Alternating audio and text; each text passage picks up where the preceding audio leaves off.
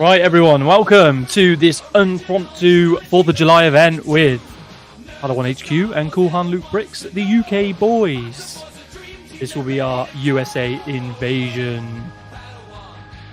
Only for the second time in history. Yeah, we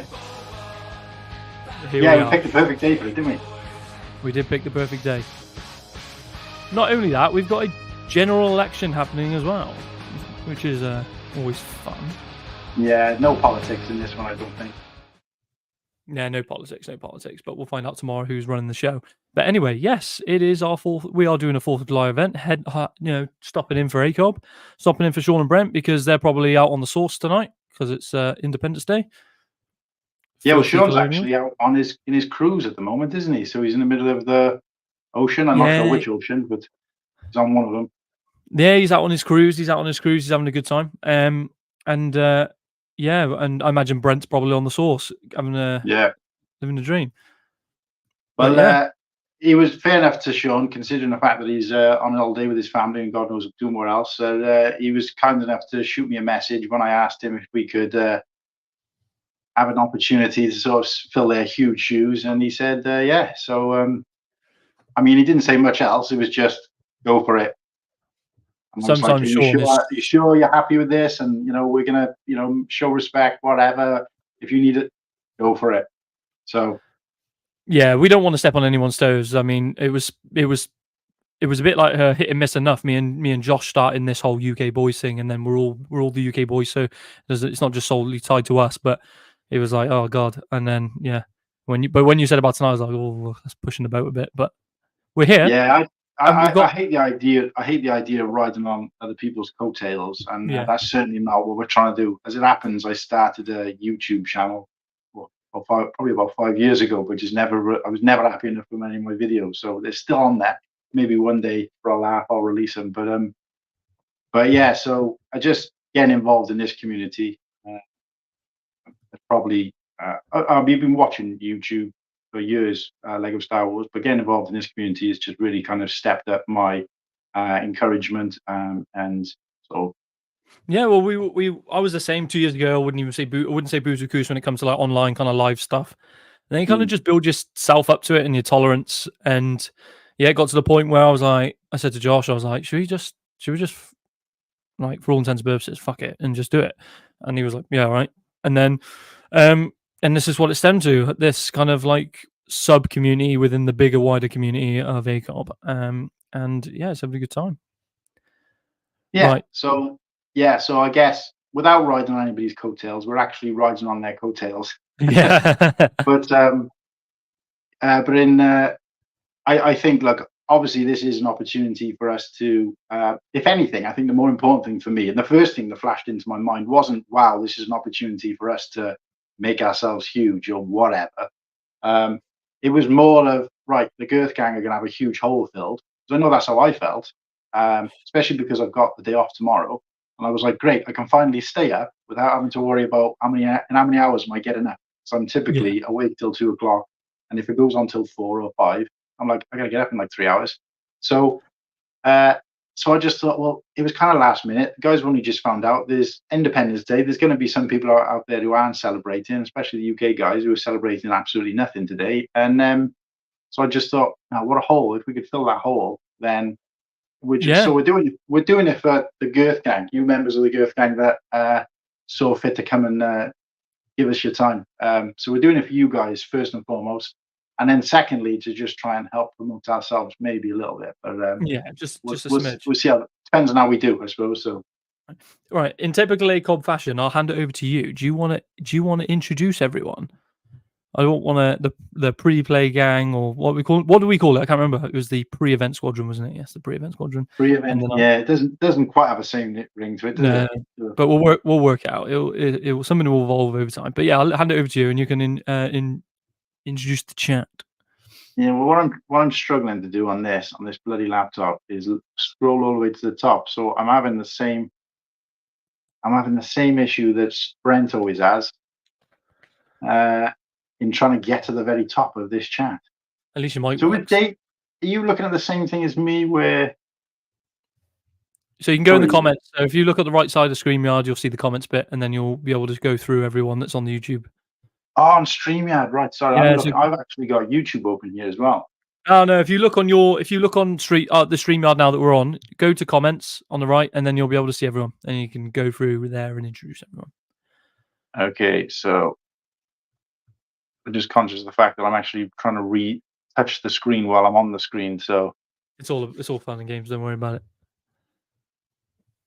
Okay, so look, this is probably one of the more important shout outs to Nimble Saucepan, not only because he's a UK Girth Gang member, but because he's been very supportive of me over on Instagram. So I really appreciate that. And he's just sort of picking up his own YouTube channel. So if you get an opportunity to subscribe to Nimble Saucepan, he's very into his, as well as Lego Star Wars, his medieval medieval sets. He's got a lovely, what does he call it? Bluestone he's got going on there. So he's going to be building like a medieval sort of village, city, whatever you want to call it, slowly over time, and he's going to cover that on his YouTube channel. So click across Nimble Saucepan, check him out. And I don't know whether he's actually still up, because he did say he was going to try and stay up for the start. So hopefully, if you're still with us, Nimble, thanks for tuning in, and shout out to you, first guy to put a comment in the chat. So at least from what I'm looking at. Who else we got? So we got Anonymous. So he's one of the mods for the Acob boys. So I appreciate you showing some love. And we got Dave Brick 76, who I accidentally thought was a UK boy, but it turns out he's an Aussie boy. He's from Australia, so he's currently in our UK boys chat. But I guess we'll since he's got a bit of a UK flag on his flag, then we'll let him stay there. Cooper, sorry, go on. No, he's big part of the Commonwealth, so it's basically the same. Yeah. We still own you. Cooper, so as always.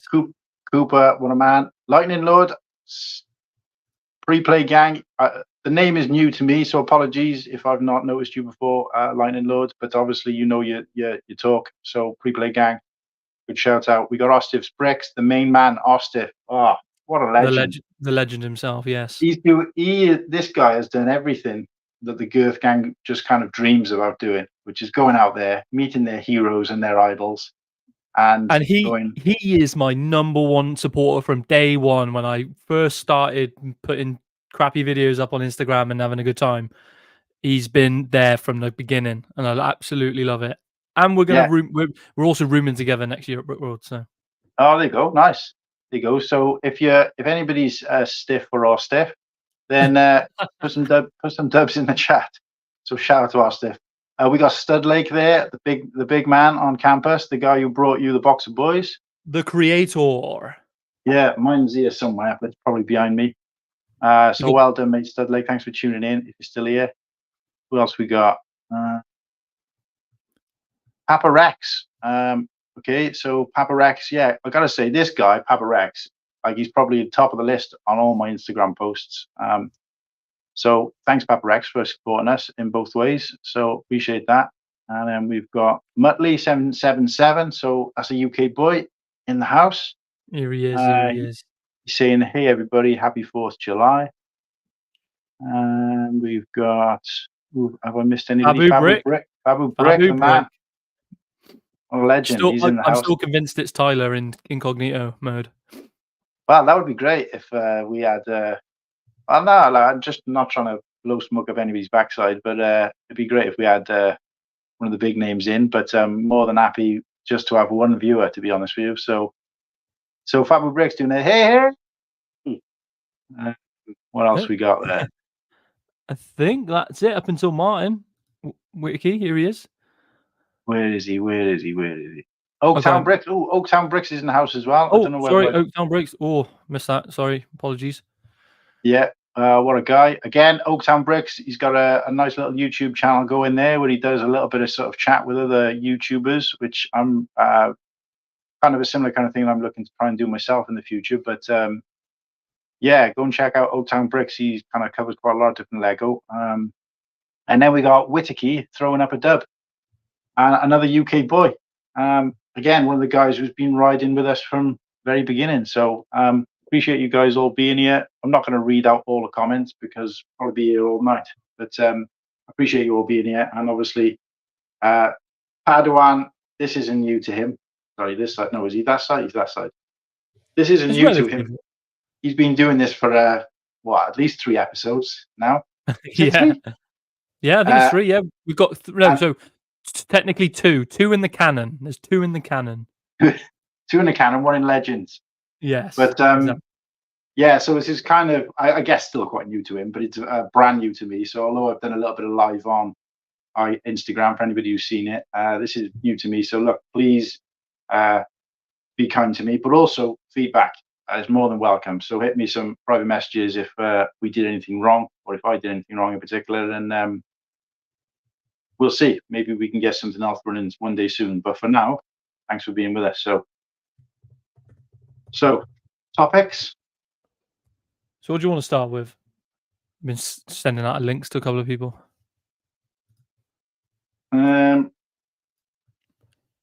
So Acolyte, I think. Brisket. Austin's got brisket. Oh, love me some brisket. Stack out in the brisket and throwing some cool as being an ungrateful boy. Just like, oh, do you know what? Before we go, I just thought I'd bring some. When you were saying you were grabbing some food before we started, and I just thought I'd grab some sort of traditional. I mean, obviously we're not celebrating, but I just thought I'd bring in some traditional British things to the. So we got, Yes. so we got some Heinz. We got some, and I'm guessing all this stuff is unusual to these guys, but to the US guys that are here anyway. So we got some Treebird extra strong ones, classic Jaffa cakes, and also this. Have you been to the US before, Padawan? Yeah. I've been once. I've been Right. once. I've been to went to Texas. Okay. Go on. So now, what do we call this? So scone. I call it scone. Scone or scone, yeah. Scone or a scone. I mean, to me, Padawan is quite posh. So I'm from Wales, so we've got a whole different dialect altogether. But this is a scone. But out in the US, this would be called a biscuit. It's not. How is that a biscuit? I had this argument with someone. And it was like cookies. They basically call every biscuit a cookie, and it's like, no, a cookie's a cookie with chocolate chips, and then everything else is a biscuit. That's a scone. So the thing is, they have their scones, their biscuits with, like, I don't know, from what I can gather, like fried chicken and gravy. And when I went out to the US, I mean, I've been out to the US about 10 out of 12 times now, different places. Yes. But when I went to Los Angeles, they had them as part of the breakfast. Now, I was aware that they had them with sort of gravy and fried chicken or whatever, because I'd had it at Popeyes before they came over to the UK. I had it in Popeyes, and I thought this is a bit kind of odd, but I enjoyed it. And then they had them on the breakfast serving, so it was like kind of boiled eggs and cereal and pastries, and then those. And I just thought, what am I supposed to do with this? But for any of the US guys watching, we eat these scones, we call them, or scones or whatever, with like jam and cream. So we cut them and put a bit of cottage cream on, a bit of jam. And I mean, it's not part of our regular diet. I mean, I probably have one once every sort of 5 or 6 years, but yeah. So I just thought that'd be quite interesting for any US guys. Stiff for a biscuit. Stiff for a biscuit. Love it. But yeah, so we got some British fundamental foods in the house. Exactly. Look, Fabu Brit coming in. What's more American than taking English words and changing their meaning? Exactly. Well, I read something interesting the other day as well, because I was in a conversation with someone about how we use a U in certain words. So, for example, color would be COLOUR, and Americans don't. Quite a lot of words. It tends to be the OU, just to know. And when I looked into it, it turns out that the reason they did that is because over in America, when they were doing printing newspapers and things like that, you have to pay per letter. So they would just write short words. So they'd shorten words, just like what we do now in text talk. But this was like, I don't know, whatever it was, 200 years ago. And so they took out letters they didn't think they were, the word would still sound the same with or without. Yeah. And therefore, they just kind of never went back. So basically, it's down to laziness. That sounds very American, doesn't it? Let's just be honest. That sounds very American. And Dave, yes, I will be planning on doing the entire week. You can't just go to the States, spend all that money on flights, and not go for the full shebang. because that's the When, expensive part. The flights I looked at, I was like, shit. when are you? When do the tickets go live? Is it August? I think it's August. Yeah, so tickets go live in August. They will have. Off the top of my head, I don't remember. So they'll have the the week. So the 5 full days. So the 3 private days, 2 public days. That's about $100, which what's that, about 80 quid to us? 80 quid. And then they have the 2 public days only, which is like tenner. Was it Something that along cheap? the lines of that. Yeah. I thought it was like 100 a day. No way. No way. Uh, How much was Celebrate? How much did I pay for celebration tickets? I didn't even pay for celebration tickets. I think I paid 70 because I had basically the bank had blocked my card because I wanted to buy like the full weekend pass for Star Wars Celebration, and they blocked my card because the bank were like, "Ooh, this dodgy transaction. What's going on, wankers?" So I had to buy the days individually, and that cost me, I think it was like 50 a day. So that was Celebration, and that's like a Disney thing. So, do you know what I mean? well, I did the same. I tried to buy 4-day passes, and I managed to get one for my daughter, but couldn't get passes for us because of the bloody queuing system. Was a pain It's in the ass. horrendous. Yeah, so it was like we were at the front of the queue, and then I don't know what happened, but it's kicked me out of the queue and then back up. So we managed to buy all 4 days singly, and it obviously cost us a bomb. But and then because of certain circumstances, I think we were in the process of moving house and stuff like that. We were just like, look, it doesn't make sense to go the whole time, so we ended up just going on the Saturday in the end. But we had a blast, and we were gutted then we didn't have more days. So, but tell you what, they made an absolute mess of that as well. Did you know this? Yeah. They sent me double the amount of tickets I bought. Really? So I had like 4 extra tickets. I ended up selling them for like dirt cheap when I got there. I was like, anyone want to buy tickets that like want to get in? They didn't even check passes half the time. Oh, so they worked for entry as well. They weren't just void tickets. Say again? They actually worked for entry as well. Those tickets. Yeah. I thought you meant they just sent you like extra passes, but they were like kind of void. Right. Okay. No. They sent me extra passes, and those passes, what they used to, they were used as entry tickets. Badges, yeah. Right. Okay. And I tell you, they never checked it. And do you know how I know they never checked them? Because I'm a bit of a necky guy, and I like to push the boundaries and see what I can get away with. So we were queuing in on the second. It was the second day, but it was queuing. I was like, stuff this.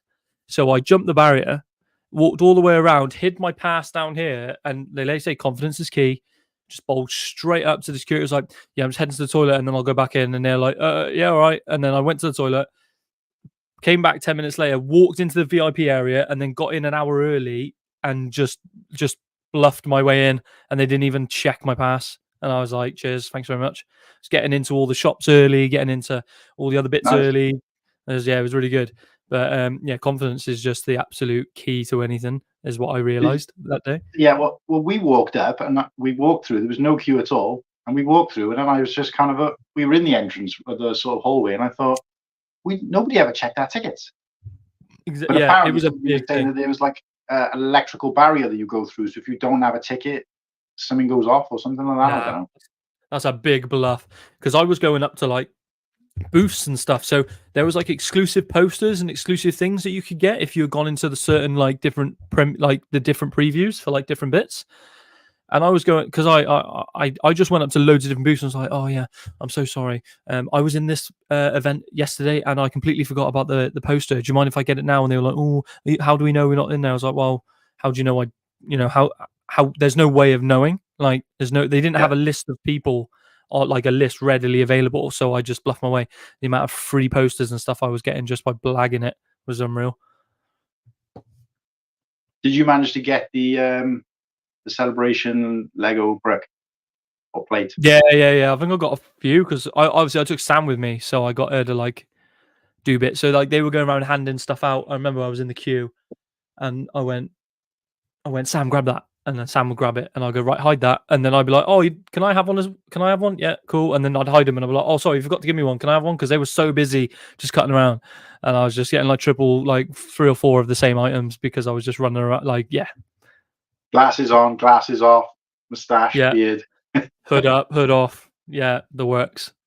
Like got her to go in and buy double. We bought double of each, or bought two separate bits each, because the queues, especially for that Lego section, was disgusting. Yeah, it was sad. I think I waited an hour and 45 minutes in the queue just to get that tile. Which, in hindsight, I was like, "What? I could have just bought it on eBay for a tenner." Yeah, well, that's what I actually ended up doing, because I was in that queue and I just gave up. I just thought, there's no way.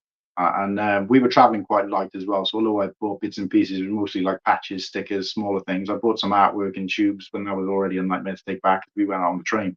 But so I just thought I didn't really need it. As it happened, didn't really need any Lego sets that were out at the time. I think I had them all. I didn't want them. So it was like, I'd be buying some for the sake of it, just to get a little, and I thought, I'll check. So I managed to get it. A couple of quid, I think. Well, I don't even remember how much, but nothing worth talking about. I'll tell you what was a godsend as well. So when we were there, like I said, the first 2 days they didn't really know what was going on, so you could really bluff your way through stuff. But the final 2 days, so the last 2 days, they were really hot on everything. They were triple checking people, spot checking people, like they were all over it. And speak of, here he is, the creator, the man himself, the man, the myth, the legend. Yes. What is happening? Here he is. How's your cruise going? Happy 4th of July. Happy 4th. I'm just calling very quickly. We're on our way to a luxurious meal tonight with the family. Oh, lovely. Just been cruising. The name's Sean Cruise now, apparently.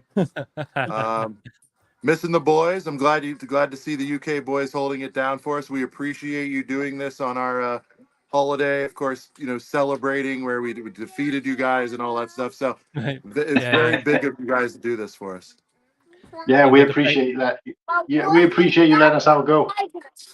It was only fair after we, set the White House on fire and you had to paint all the fire damage. So that's fair enough. Yeah, we'll hold out. I think we're all square here. It was so long ago. Who's counting anyway, right? Yeah, who really cares anymore? But yeah, we're holding it down for you tonight. Hoping you're having an amazing time on your cruise and everyone else is having an amazing, happy 4th of July. And we'll just thank you. Yeah, I mean, it's interesting. They're celebrating here on the boat, but obviously no fireworks, because having that happen out here would not be a good situation for anybody. Yeah, so. We don't need a Titanic 2 Electric Boogaloo, so let's keep it friendly. Titanic 2, not happening. By the way, I caught a few minutes just before. I was always wondering why color was spelled with the O-U-R. So, I mean, you've solved the lifelong riddle. That's the kind of content people come to Acob or the UK boys for, and I'm glad you guys tackled that. Much more important than dissecting sets or anything like that, so. Yeah, I mean that can wait till later. We'll go on to the more important stuff. Wait, so is this the call to keep us on track? This is the call to get you guys on track. All right, this is when Dad steps in and says, "Enough of the fast food talk. Let's talk about the sets and get into the butt." You know what I mean? Okay, we'll get into it. You guys do what you want. Have a good time. I say, hope you're having an amazing time, Sean. Hope you're having an amazing time. All right, boys. I'll be watching later. Cheers, Sean. Yep. Right. That was awesome. Nice little drop in. From the man himself. I was wondering when that call was going to come, or that comment. Get it back on track. Okay, and we will. So speaking of which, let's get on to the leaks or the new sets for the. Yeah, I think we could probably push Acolyte back a little bit, because it's not Lego related, but also, to be quite honest, I think I'm more excited about last week's leaks than I am about yesterday's show. So exactly. So give me 1 second. Here we go. Right, here we go. Right. So if you all pay attention to the Instagram stream, we are on Clicker's Instagram, because this is the UK Boys Takeover, and we don't do the Falcon's Nest. We do the Clicker's Corner. That's what we're doing. So where should we start? So we've gone through Dark Falcon, Droid Factory. Yes, I think we should start here, really, shouldn't we? Yes. With the C-3PO buildable character. Yeah, and I was quite chuffed with CPA. I think put it out, at least the one I saw for CPA. Shout out to CPA, where he sort of we had a picture with the two sets together, obviously with R2D2, and he was like, "Yeah, the scale is almost spot on." I actually pointed out to him that in the picture, C-3PO was on this stand, which is kind of elevated slightly. So taking that away, it would be spot on based on the picture. So I'm chuffed with that because, spoiler alert, I'll be buying this for my fiance. She's got the R2D2, which I bought for her, not because I needed to get that anniversary figure, not at all, but she is actually an R2 and a C-3PO in particular fan, so I'll be getting this. And I gotta be honest, I was disappointed with the Chewie, but this looks Yeah, it chef's does look kiss. I really like good. it. I don't think you could really get it any other way. You know, aside from making it really big, like getting that detail in. I think for kind of like their mid-range kind of buildable character they've gone for, I think they've kind of nailed it, to be honest. Yeah. No, And I think it's fun. Was it CPA that also put up the so not only is 3PO and R2, very well balanced together when it comes to size, but also with Chewie, with buildable Chewie, it's also quite well the word's gone out, man. Proportion, definitely. Proportion, proportion with each other. I won't be. I certainly won't be. I still won't be getting the Chewie though, even though I won't be getting her. Kirsty, my fiance, the Chewie, definitely, because I still don't think it looks right. But obviously, knowing the 3PO was coming, and after seeing Chewie, I was really worried they were going to goof it up, or he was going to look really derpy or something. But I mean, even they've got the detail. They've managed to get the detail on the arms where he's got that kind of. Yeah. Like with the piston that comes out of here as well. That's right. Yeah. The silver leg, just even the stance and the way he's. It's quite hard to do that and get a posability with Lego on something that sort of size. I just think I think they've knocked it out of the park with this. I gotta say. I'm not gonna lie. If I get this, I am gonna get 3PO. I'm gonna put him next to R2, and I'm not gonna lie. I'm probably gonna get that Tubes at some point because these prices is gone down so much in a minute. I think I've seen him as low as like 100 on Amazon, and with Prime Day coming up, I think he'll go even lower. So if he dips under 100, I think I'm gonna just cop that and buy it. Because I think the three of them together, even though Chewie looks goofy, I think the three of them together will look pretty good. Yeah. Yeah, it'd be interesting to see where they go with this line as well, if they go anywhere. Yeah. But so that's 3PO. I forget another. And then let's go on to the Battle of Peridia. Thanks, Studleg. Thanks for tuning in. Appreciate you spending some time. So happy. Cheers, bro. We'll probably be rolling this back on Sunday as well. So, so this is the Battle of Peridia, and it's a heater lineup. If I'm honest, I think it's a good lineup. Really good, strong lineup of figs. Yeah, I think there was a little bit of debate about the Stormtrooper, but realistically, what else? I mean, it's all five of those figures are exclusive, right? Yeah, they will be. Yeah. So brand new Ahsoka. Obviously, first time we've got new Ahsoka, older Ezra, Morgan Elsbeth. That's a new Morgan Elsbeth. That's not the same one that came in the. Yeah, she's got the facial. Yeah. And then it's our new Thrawn, slightly lighter blue, and then obviously you get the Night Trooper. But I don't know if everyone has the same opinion as me, but it's not enough detail, especially on that helmet. There's just not enough detail on the helmet. Well, this is the conversation I was in with. I can't even remember who it was, but I was quite surprised they even did it. I thought they might have even left that. If they were going to do a scene like that, they were going to leave it out altogether. So I'm glad they did it. It's a shame it's on that Family Guy style helmet, but I'm surprised they did as much as they did with it. I mean, there is a chance, obviously, they'll do another one. And I think I mentioned on one of Tyler's posts that if they did another one in another set, or even two, perhaps as a kind of battle pack with Captain Enoch or something like that. Maybe not a battle pack with Enoch, because that would be stupid. But if they did like a kind of battle pack or another set with Enoch and two troopers, and they was just slightly different in their markings, so then you could kind of buy a bunch of them and then kind of mix match them or whatever. I think that'd be good. But because of the fact that all those troopers are completely different, every bit of marking is slightly different in each trooper, that was always going to be a challenge for Lego. So I'm surprised they did it at all. He's got a really cool face print. I don't know if it's going to be on Clicker's one, but I've seen the face print of the underneath, and it's like a zombie face print, which looks really cool with the green eyes. It looks real sick. Really sick. That looked really good. I'm surprised they did that at all, because we don't really see their faces in the show. So they've kind of gone up, to think they put black heads underneath some characters that are kind of could do with a face, to put a They did zombie it. face under that. They did it in the Good. battle pack, didn't they? They put black helmets underneath the Night Owl and the Mandalorian. The two figs in that battle pack. They put black. Yeah, I mean, black yeah, I guess they weren't named figures, but still, you would have thought they would have put up, just a normal face. But yeah. So I'm surprised they did something at all. So I guess, yes, it could have been better. I suppose they could always be better, but I'm blown away they even bothered to do it. So yeah. And then let's move on. We got onto Thrawn. It's a 9 out of 10. 9 out of 10 for me on the fig, purely because he's missing his extra pens. But fine, it's only a little bit. Only annoys me a little bit, but they've done a really good job, I think, in capturing that Lars Mikkelsen look, like the live action Thrawn. They've done a really good job of it. The light blue face, little dimples here, the calm, collected look that we know Thrawn to have. Just slightly different. Same hairpiece? The same hairpiece as the previous? No, because in in Rebels doesn't he have blue hair, and then in the show he's got black hair. Right, but is it the same piece though? What's that? The hair piece? Yeah, I think it's just like one of them generic black hair pieces, isn't it? That's what I'm saying. It's the same hairpiece, just a slightly different color, right? Yeah. Yeah. Oh, it's the old one. Yeah. Yeah. Yeah. So the older one's blue and this one's black. Because I don't actually own the original, and I held off from sort of purchasing it because it was just ridiculous price. But I'm glad I did now, because I prefer that one by a long shot. So I wanted the older one for ages.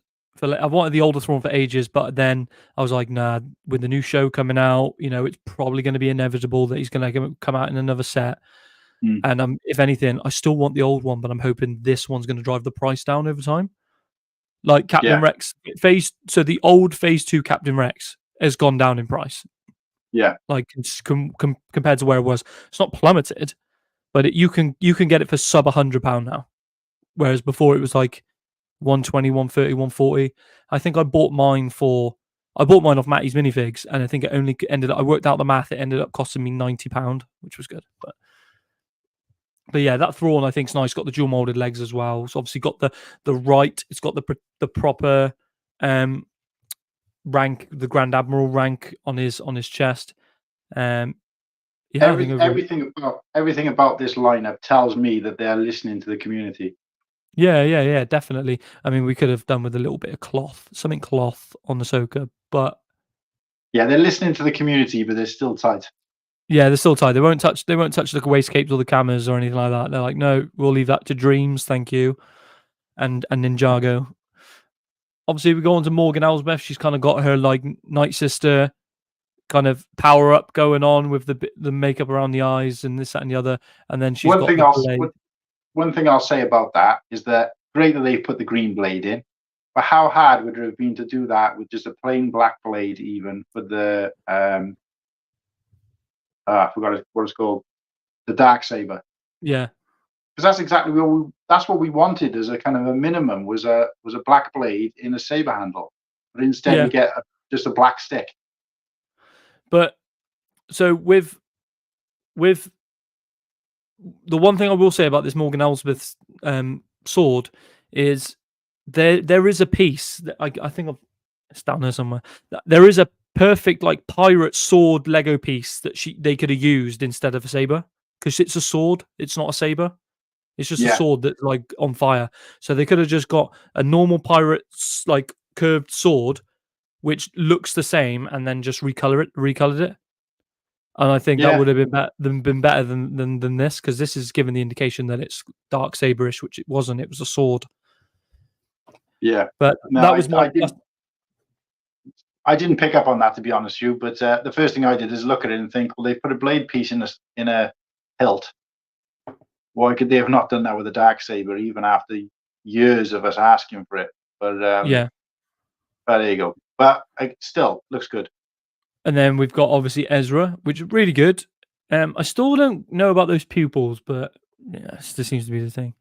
It doesn't bother me. I gotta say, when people are talking about the pupils and it looks wrong, I'm just like, I don't even think maybe it's just my eyesight, but I don't think I ever get close enough.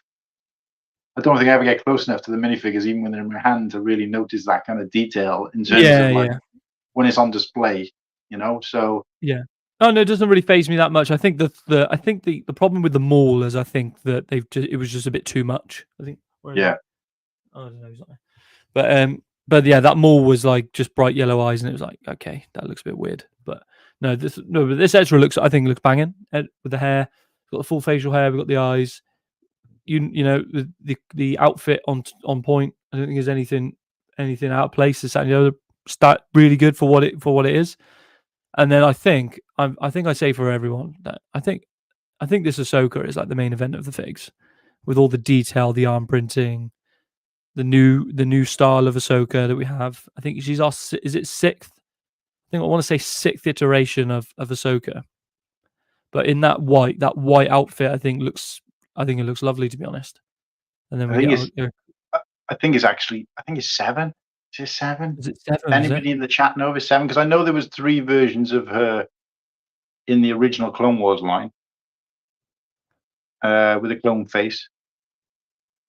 I get what Whitaky's saying as well. If they had night clones, they would probably put 3 in it, yeah, because they love it. Yeah, Yeah, like you're saying, Cloak. Cloak would have been nice. They're getting there. They're getting there on the fig designs, but they're a couple of years behind on the cloth. Dreams and Ninjago are kind of all over that at the minute. The time will come. The time will come. My question yeah. is: are these blades frosted? Because we get frosted blades normally, or are they actually going to be transparent? What the photo suggests. Do you know what I mean? This photo suggests that they're going to be clear and you can look through, but normally we get frosted blades, don't we? Where they're not completely. But I gotta say, transparent. I think regardless of which one they do, I think it'll still look good. Yeah. I'm not. Yeah. I just hope it. Me personally, I like the clearer ones over the frosted ones. I just don't know why they haven't wheeled out the old the hilts that she would have had and Ventress would have had in the past. I don't understand why. But but we had cloth parts 14 years ago, lads. Yep. Yes, we did. What's Whittaky saying? Slightly disappointed with this. It either looks like a boring diorama or a special stand for figures. The figures are great, but why only one Stormy? Yeah, look, everybody's opinion, I suppose, is going to be different on this one. But talking about the actual set itself, those stones, I think, are fantastic.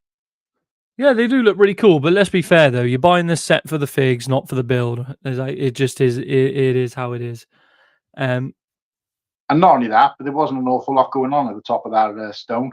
No, there wasn't. No, the next thing you could do is the Chimera. That's the next thing you could do, but that's not.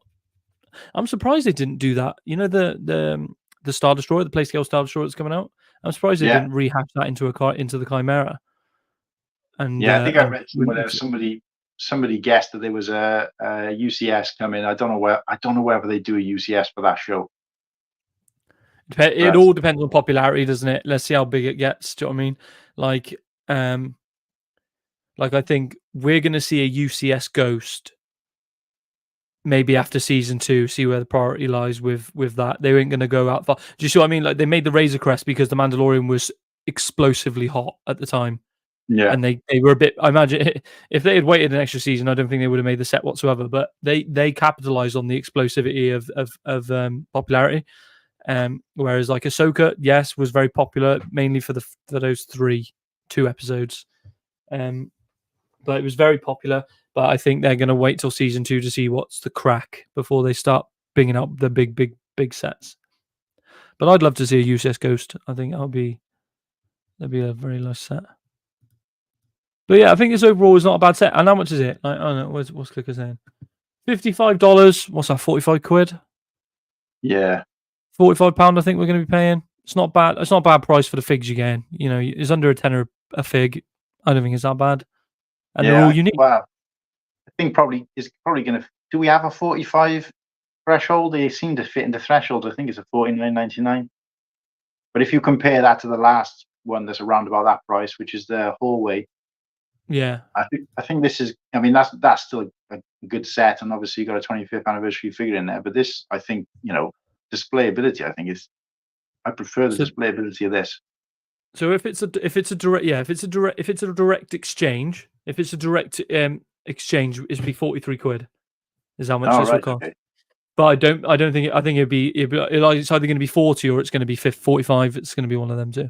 Yeah, I've never looked at it into great detail, I got to be honest, but sometimes it's surprising. It just doesn't seem to add up with the way they do the exchange. So, and one thing I always did notice is the GWP threshold in the US was always the same in the UK, even though effectively we'd have to spend more because our sets were cheaper.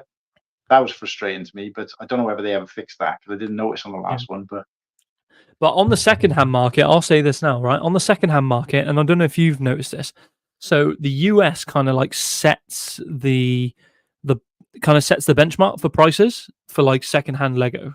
Right. And basically, what happens is, I think us Brits, we see the price over in America, and we're like, "Oh, that's worth $150," so we'll put it as £150. But inherently, we're paying more, which really, really drives me nuts because you'll pay $120 for a Captain Rex Phase 2 fig, and over here it would be listed for £120, and it's like, okay, I'm paying $20-30 more because the exchange rate. But that was what I noticed with the second-hand market. And then go on Bricklink, and that's just Bricklink. When you see in Russia selling it for a third of what it's worth, but it costs you $400 to ship it. Yeah. Oh, is it Bricks? Brickset has this at £50. So we're paying more for the pleasure. Love it. Yeah. Yeah. So we're buying it. We're buying the figs for £10 a piece, and then we're getting the build free. Lovely. So yeah, we done that one. So lots moving of on. stickers. Yeah. Is it? Is that one sticker? That's got to be one. That's one sticker though for each, right? Is it? It looks like there's something on the outside as well. Is it a sticker? Oh, it is a sticker. Is that it's in two pieces. There's a cut. You can see the cut line. Oh yeah, so there's a cut there, but it's a 3x4 tile, isn't it? No, sorry, it's a 4x4 tile. Or is it a 4x6 tile? No, it's a 4x6 tile. Sorry, 4x6 tile with the one sticker on it. Oh, that's gonna be annoying. Yeah, and it looked like there was something on the back as well, but I don't know whether that's some sort of greebling or is that a sticker, the gold on the back? Oh, here. No. What the hell is that? It's like a rod piece. It's a rod piece. So you got I think it's the hose piece there, and then you got a stud, and then you got like a rod piece that goes there. That's what that is. Yeah, it's like some sort of greebling then. Yeah, okay. No, that's okay. That's fair enough. So then we got the Sarlacc bit. We're on the skiff now, Oaktown. But thanks for being with us. We've just gone on to it. We are here. Here we go. Yeah. So this is just a rehash of the 2017 one, but it looks better. I think it looks much better. Yeah. Sarlacc looks. I think that's where most of the pieces are in the Sarlacc pit. The skiff's not too bad, but let's be fair. We know this is pairing up with the main event, isn't it? This isn't like a random throw-in set. This is meant to be paired up with the barge. I think my frustration with this, somebody else pointed out. I mean, I guess you could kind of mock it up, but in the picture, it kind of shows, sand that's not actually in the build, and then it kind of floating over the top. So it's kind of in a pit, isn't it? Essentially, this Sarlacc. So they would. I don't know, unless they built a huge sort of chasm. I don't think they were ever going to be able to, demonstrate it the way it is. But it just, I think, where you got this, the way they've displayed it, which is the only way we're going to be able to display it, if you're a purist at least, is that the skiff is kind of, nobody's fallen into that Sarlacc pit. They could sit alongside it quite nicely, but no one's fallen into that. So so that was a bit. But it does move. It does move, doesn't it? I think it does move. So the tentacles move and the mouth goes back and forth, I believe. Yeah, this is my set of the summer. Still wait for a deal, though. What's he saying? Muttley. It's the set of the summer. Still wait for a deal, though. No, well, what I'm saying is that the way it's built is that the Sarlacc pit is on the exact same level as the. So if you were to display that on your shelf, Luke's not diving into anything, or he's certainly not falling into anything. He's just he's got to dive up and across. You see what I mean? Yeah, I mean, yeah, I 100%. don't know how they would have done it, or how they could have done it better, but I don't know. But just displayability, that's going to look awful. I mean, But I think it's an easy fix because all you'd have to do is go on Bricklink or pick a brick, and then these clear pieces here.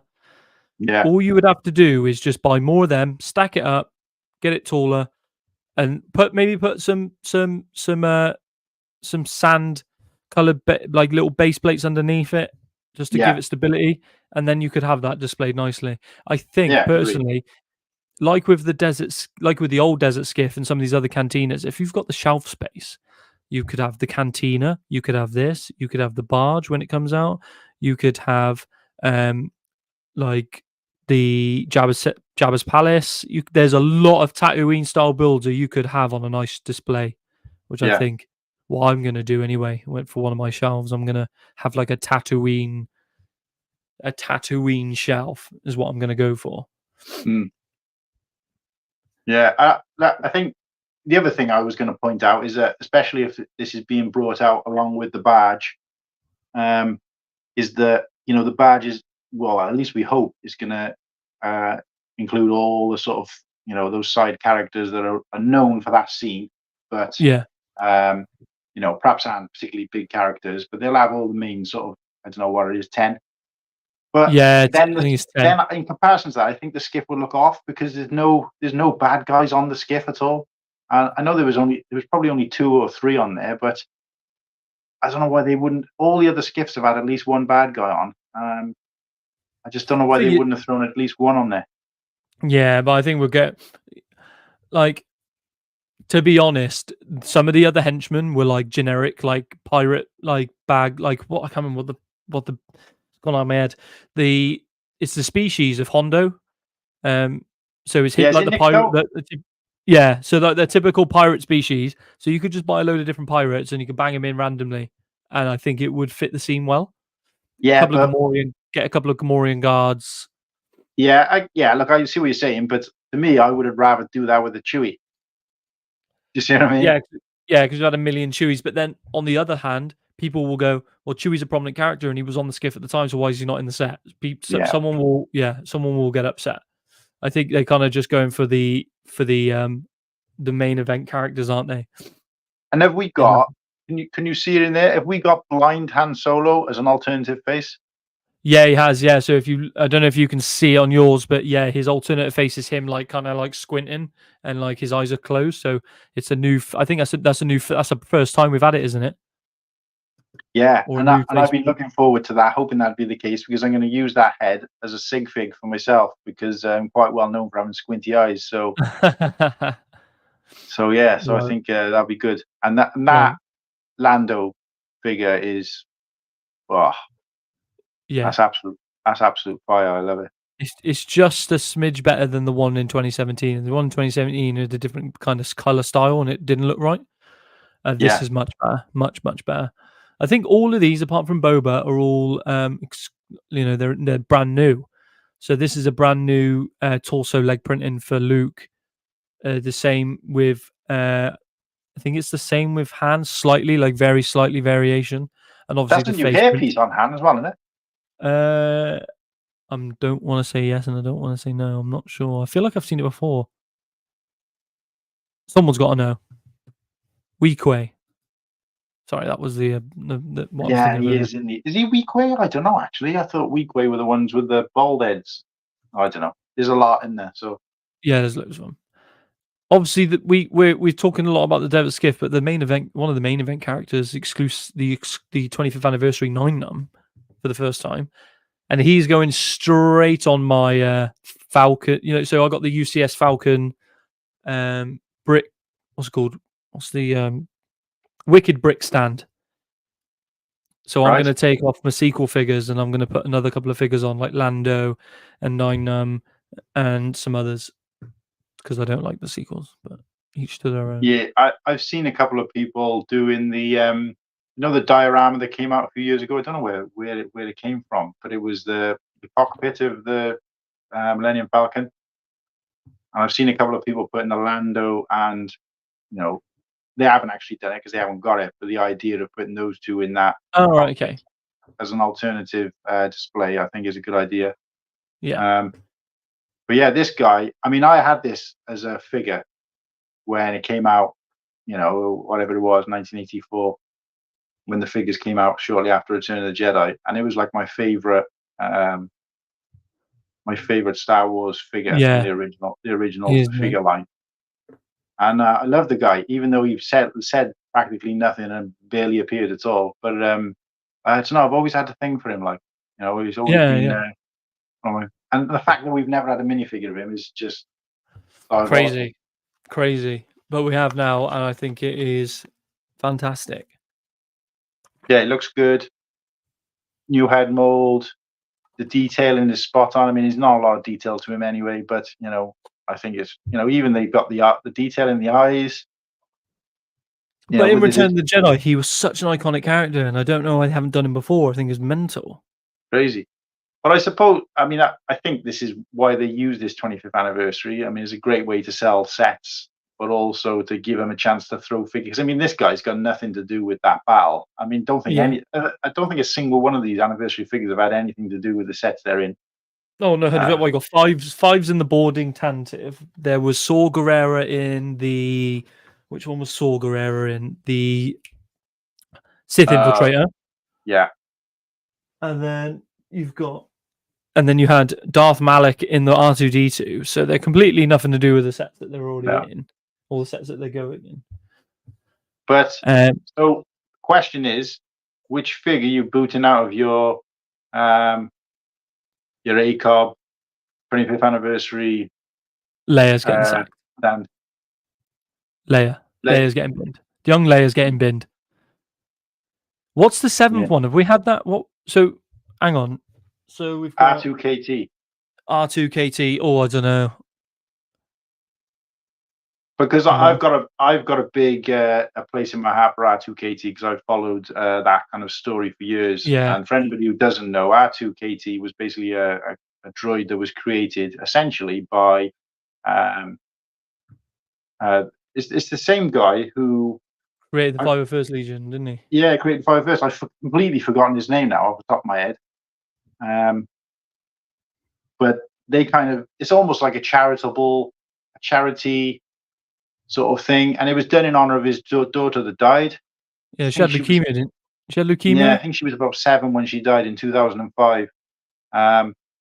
So I've been involved a little bit in that community on and off over the years, where I can, and my daughter sort of enters the competition every year, so she gets a bunch of patches, and she's got her name on some newsletters, and we've had some goodies from them and things like that. So I've wanted an R2KT figure as long as I can remember, and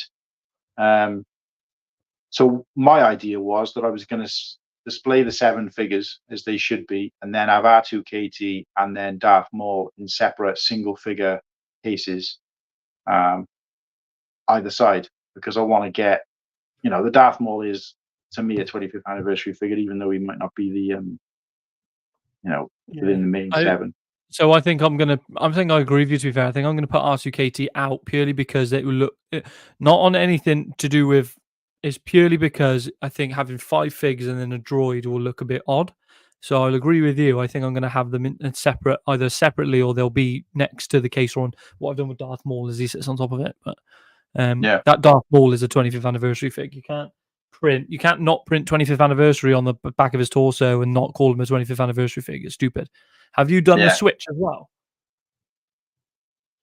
Have you done the switch? Have you switched the arms around? On Darth Maul. I haven't actually got it yet. Have you not? No, I will be getting it, but when you get it, do what I did. I've swapped the arms around and flipped the torso, so the 25th anniversary is on the front and not the back now. I see. Right. Okay. I don't know if you can. Will it zoom in? Come on, you turd. There we go. See that? Yeah. No, good idea. Yeah, I swapped them around. I'm taking these off for a minute. Oh, my eyes.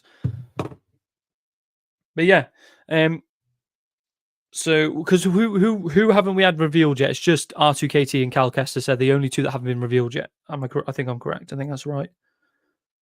Mm, no, we've seen Calcestus, haven't we? Oh, sorry. Yeah, sorry. We have seen Calcester. Sorry, my bad. So it's just R2KT then that hasn't been revealed. So is that Well, 7? officially, I don't think Lego's recognizing um, uh, Carcastis 9 or R2KT, because you look on their website, because everything we've seen is leaked images. So, although they're clearly official, as far as Yeah, Lego's concerned, it's not. they haven't officially released it on their site yet. So they at the moment they've just still got like clues.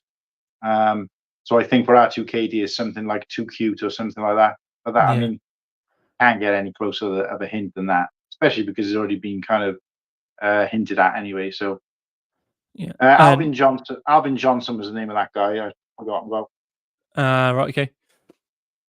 And But Martin yeah, Whitaker, this is just on your comment here. Abe at Brickshout is making a new insert for it.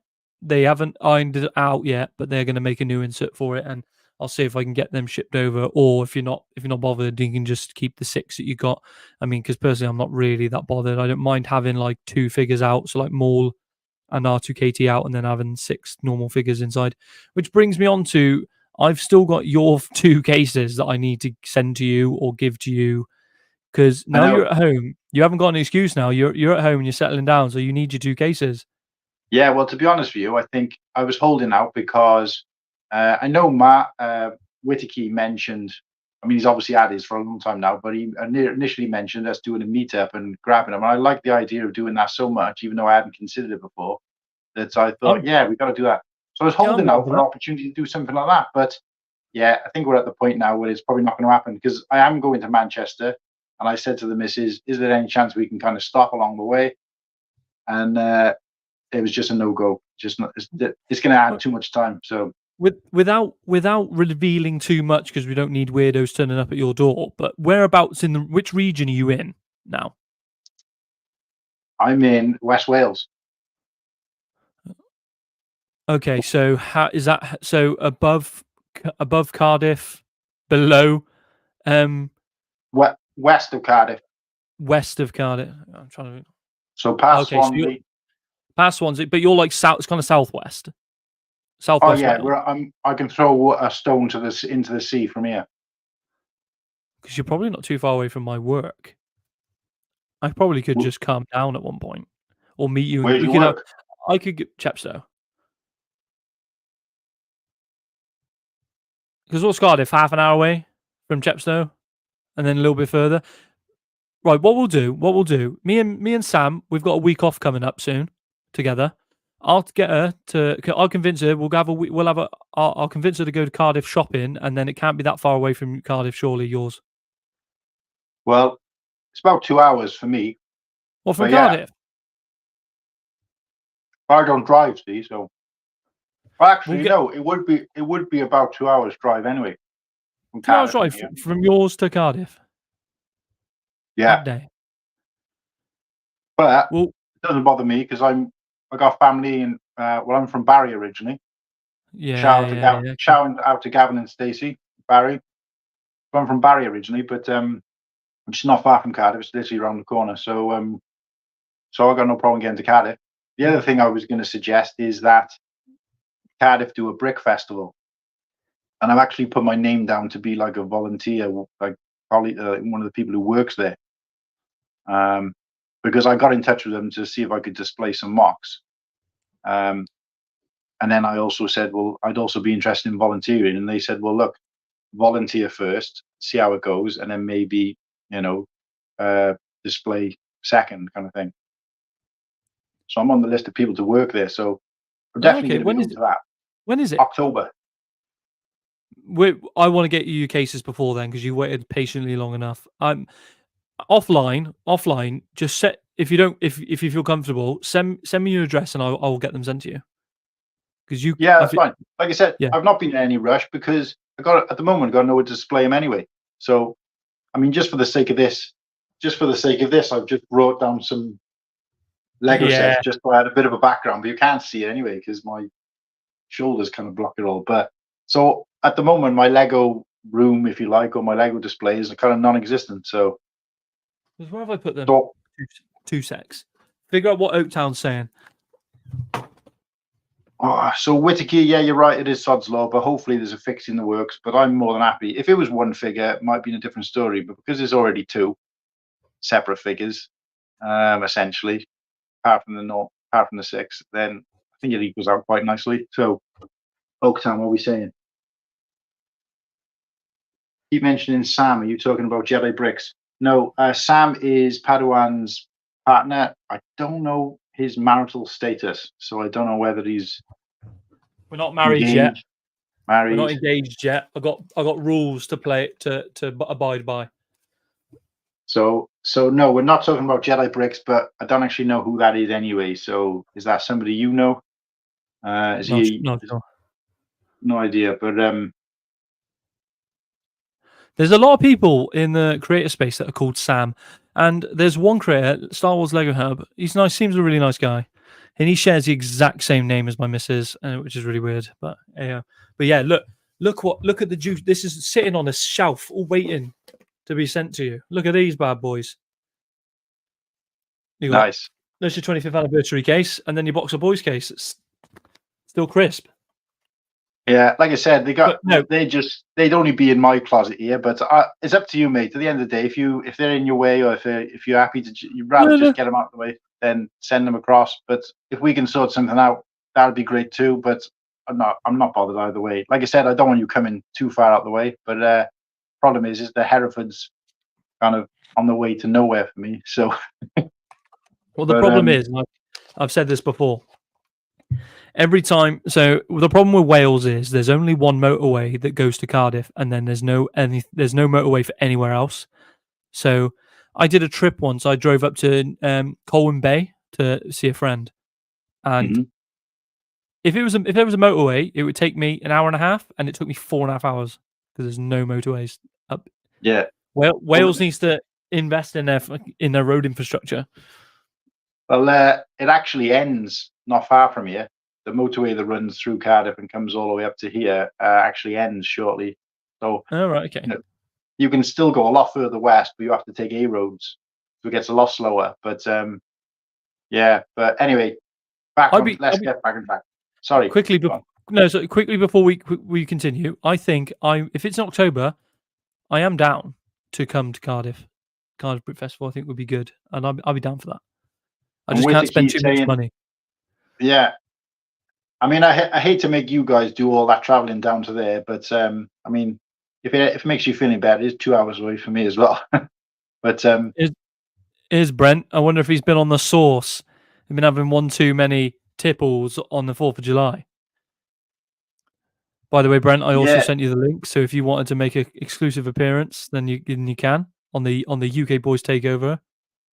Yeah, and I will say, if Brent is listening, that we do apologise the fact that I said that I had clearance from Sean, but it is a duo over there. So, but I just think whenever I message Acob, as far as I'm concerned, I'm messaging you both. But of course, the replies tend to come from Sean. So whether he actually checked with you or not, I don't know. But I do apologise. So I did get the okay for us to do this, but you may not have known anything about it. So. Hey, if Brent's only had one beer, then he can go on Instagram on his DMs. He can click the link and he can get his ass on here for 2 minutes, like Sean did. It's only fair that we have both of the Acob hosts be on here or not at the same time, but on here on the show. So put that fucking beer down and get on here. While we wait, so we've done the desert skiff, which is, it's okay. Can you flick back to that last picture a sec? This one here. Yeah, because okay. Families okay. Say again. Say Brent's got his family around, but I said to everyone that we wouldn't have other guests on here. Han doesn't count because he's one of the UK boys, but we wouldn't have any other guests on the UK boys until we had the original two on. So on Sunday. If I do one on Sunday, which I have promised I will on Sunday, you need to come on. Okay, and Sean did call in from the cruise. Go back on replay again and you'll see it. He did call in. So we've had one, and now we need you. So it's either going to be today or it's going to be Sunday, but it's got to happen. Yeah, he But did. yeah, He called in from the cruise. But in fairness, I think 10% of that was him checking in and saying hello and giving us his best, and the other 90% was him telling us off and trying to get us to get back on track. Because we were talking about like random food and stuff. Yeah, What which I time know. Sunday? So for you, it'd be same. It'd be to about 2:00 in the afternoon, 2 p.m. That's the one thing, because we're always in front. It's always a good time for them, but when they do it, it's always a bad time for us. Yeah. And I tell you what, Sean keeps promising this UK special, but like we're doing tonight, we're gonna have to force it upon them. Yeah, well, they said it first. In fairness, they brought the idea to us, so we're slowly invading. But no, just respect to Brent as well as Sean that's letting us sort of do this, even though Brent's probably only just finding out. But yeah, just big shoes to fill, guys, and probably 100%. spend the rest of our lives trying to do that. But thanks anyway, Brent. We are here. So back onto this photo then. So what did you say? What's the? I'll be at work. I hadn't had a chance to look at closer pictures because when Instagram gets hold of something and you just start seeing the same pictures and literally like all 500 people or whatever it might be that you got following you and sort of 300 people who are following me or whatever, all posting the same thing, it gets tedious. So I haven't had a chance to look at pictures. So looking at this, I thought it was a bit fleshed out on the inside, but looking at it, I mean, there's a little bit of what could be, I guess, a control panel there, but that's about it from what I've seen. Yeah. But I did like the dishes that they put on the. I can't see it in this picture, but if you flick across, you can just catch the end of one there. Those dish pieces, which I think was it a hat, a Ninjago hat? Yeah, it's got to be. Yeah. And the clear circular sort of base piece. I've never seen that piece before, clear or otherwise. Another round. Oh, this one here, the middle one. Yeah. What the hell piece is that? I reckon that's made out of the 4. You know, like the 4 like angled pieces, like 1, 2, 3, 4 for each corner. I think that's what it is. You don't think that's one piece? No, I think it's 4 separate pieces. Because even if you're right and it's 4 pieces, I've never seen that in clear. So that's fair. You can't. I can't. No, I think it's 4. No, I think it's 4. I think it's 4. That's going to be a game changer for this kind of display where you need like an invisible thing, because most people rely on these circular ones, and they've only been around a few years. It used to be square ones before, so that's a game changer. But yeah, the inside looks pretty sort of bland, doesn't it? It's a bit not a lot going on in there. So, but I don't think there was on the actual skiff either, was there? So no. But the thing is, I think you could buy 2 of these, or just make your own others, because there's 2 skiffs, isn't there? There's 2 skiffs in the scene from Return of the Jedi. Yeah. One's a big one, one's a smaller one with a couple of the guards on it. Wait, and those? Sorry, go on. No. I was just saying. I think you could either buy 2 of these sets and modify one to look different, or you could just get a few parts and make your own desert skiff to add. So there's 2 skiffs. So when you get when the barge ultimately comes out. Yeah. By the way, Brent, you might be at work, but you know workers have rights and people have breaks. So get a ciggy break and you can jump on for 5 minutes. All right. So anyway, enough said. Right. So yeah, I like the way that breaks away there. Yeah. So it's on a hinge. It's on a hinge. Let's be fair. We're all going to recreate the scene with, that scene there. We're all going to recreate. Yeah. I always thought they should do an original Sarlacc pit from the original release with no, giant beak in there. What? Do you want to do like a buildable figure, but it's the Sarlacc pit? No. What I'm saying is they released this, but I'd like to kind of make my own mark on to this, where it's just the hole with the teeth, like it was in the original movies. Yeah. Oh, yes. I know what you mean. Yes. Before they added that giant beak thing. So yeah. So we've done that. Okay, what's next? Was So not on the much on the way of Star Wars. I mean, if you're a Marvel fan, this is a pretty cool midi-scale helicarrier, right? If you're Yeah, into Marvel, is that the first time that another sort of license is doing like a MIDI scale I after believe Star Wars? so. I might be wrong, but I mean, I think if you're a big Marvel fan, it's cool. It's cool. I mean, I definitely know the carrier. Use your big boy words. Yeah, if you're into Marvel, that is definitely it's a pretty cool set. Because you have to take two looks at this to realize that it's not Star Wars, especially with the box art. I had to Trying take tell two look. I had to take two looks at it to realize it wasn't to realize it was MIDI scale. To be honest, I thought it was a big set, and then I was like, "Oh no, it's MIDI scale." And then are these the sort of studs they put on there? Are they supposed to represent the characters? Because it looks like the little triangle piece is supposed to be Quinjets, so they wouldn't be in very good scale. Yeah, Do so you I think these ones here, so like the three at the back are the Quinjets, I think, and then those can't be figures? Those can't no, be like characters, then, can they? no, they can't. No, they can't be characters. They're going to be like different types of cargo. What's that one? Or is that the Quinjet? Is that one the Quinjet? The one with the blue? Is that the Quinjet? And then the other three are like smaller fighter planes, like F-35s, potentially. I don't know. Go across to the next picture because there's a better. Yeah, so I reckon these three here Not better. are like F-35s. You have a couple of what do you call it, like cargo kind of stuff going on, and I think this one here is more Quinjetty.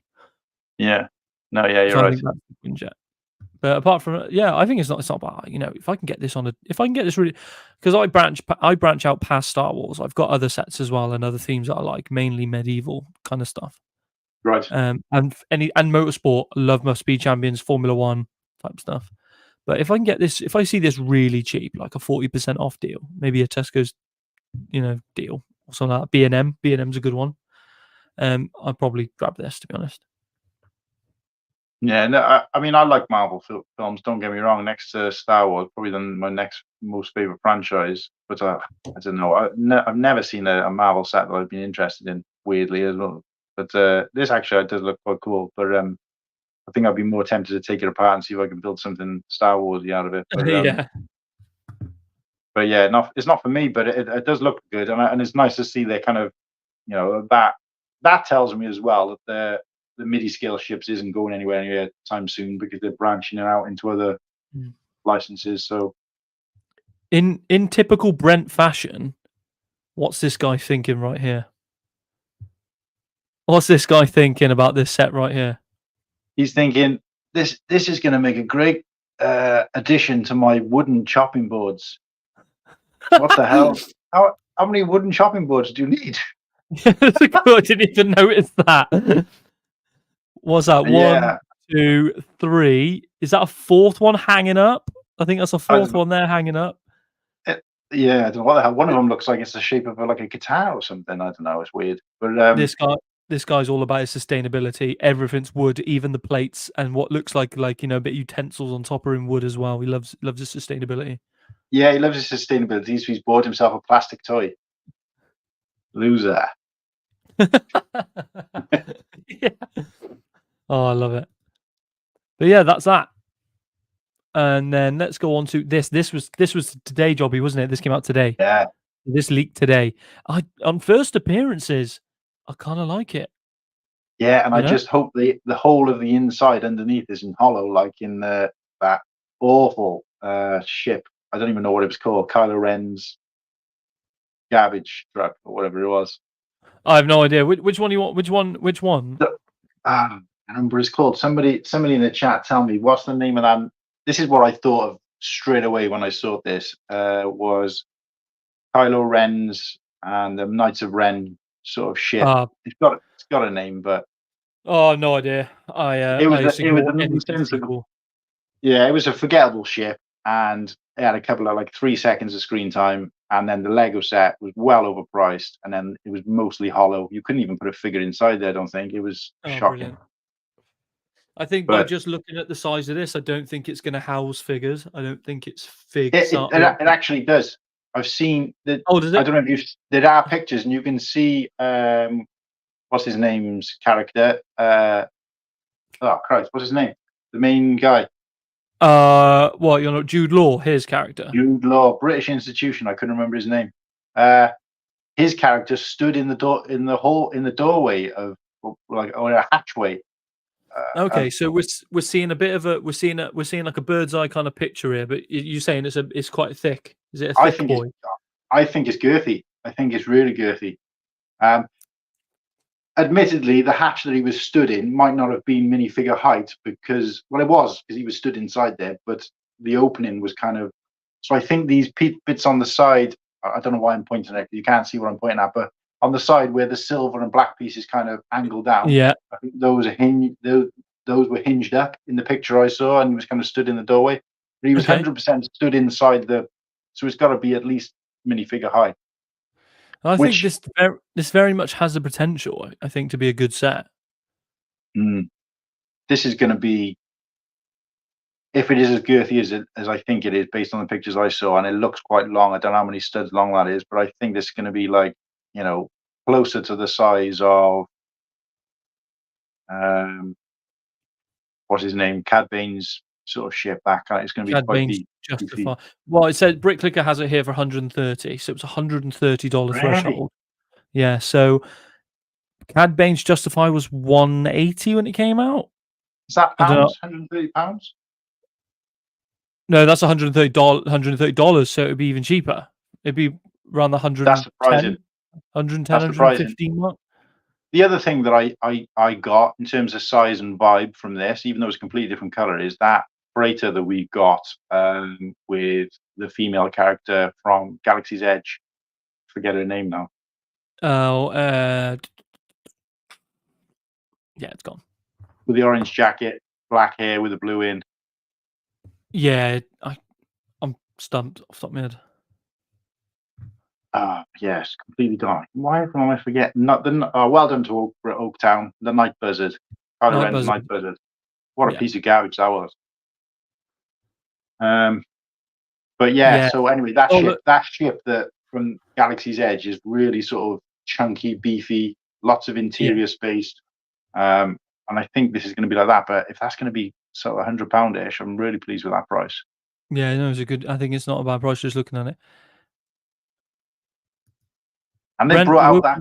We're still going to be on for a while. Don't you worry. You take your time. You have that one extra beer, and then you can swing on by. If it means you're going to be in here, Brent, just to say hello, we'll stay on all night. Yeah, exactly. Don't take the piss. Yeah, we'll have to go 50-50 stag. One of us will sleep, one of us will stay on, and then we'll swap. But yeah, no, for 130. So what's that? We're probably looking at about 110, 115, something like that. I think is a really good price for this. The problem here is this set releasing before the show comes out. So people I'll probably be a bit hesitant, like, oh, maybe I should wait. Let's see what the show's about first. Maybe catch us on deal. Do you know what I mean? Yeah, I suppose I never really thought about it like that because I always buy based on how good the ship is, regardless of how good it was in the show, whatever. I'll always go on how good the ship is and how it'll look on display. That's always my go-to. So, for example, I've bought sets that other people class as garbage. So I bought the First Order ATST, which is just legs.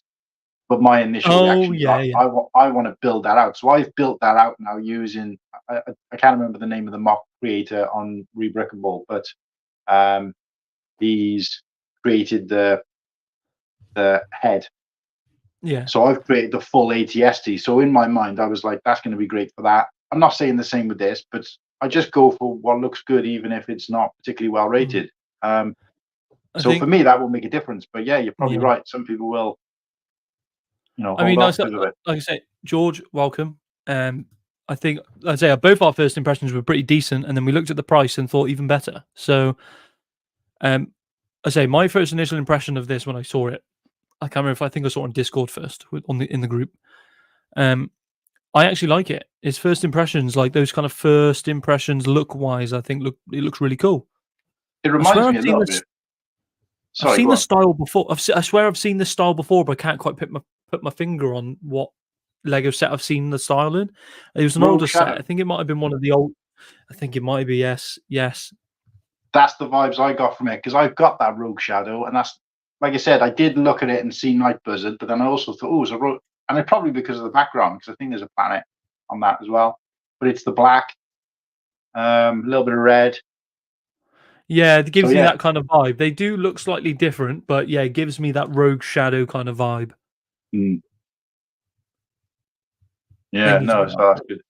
And They should speaking of definitely which, bring that more up. I'm in the process of creating a mock from that Rogue Shadow set. Oh, really? So keep a lookout. And this is an opportunity to do a shameless plug of my own YouTube channel. So Cool Hand Luke Bricks. Anybody Nothing shameful about it whatsoever. Yeah, please go along and check it out. At the moment, it's in its infancy, so there's not a lot on there, if I'm honest. But lots of things planned, and my sort of niche that I'm trying to fill, if you like, is sort of Lego challenges. So what that means is take a set, build something else, and I've done sort of building a set without using any instructions, just looking at pictures. I mean, I couldn't do it with something like this because clearly there's a lot of intricacy to it, but I have done it with some other sets and just things like that, really. So if you're interested in that kind of thing, just a little bit different to what everyone else seems to be doing, which is, no offense to anybody out there, obviously, because they all do a fantastic job, but I'm not doing reviews or anything like that. It's just literally about what I can do something different with a set. So yeah, check it out, please. Looks mega. Mega. But yeah, you might have been seeing on my Instagram at the moment that I've taken a set, which happens to be the 501st set, dumped all the sort of pieces into a bag, and are just in the process of making what was going to be a mech. And just using those pieces, and there isn't just a challenge of building a mech or something else from that, but actually using every single piece, which is a bit I'm struggling with at the moment. But that's what I was thinking of. Let me just, how do I full size that thing?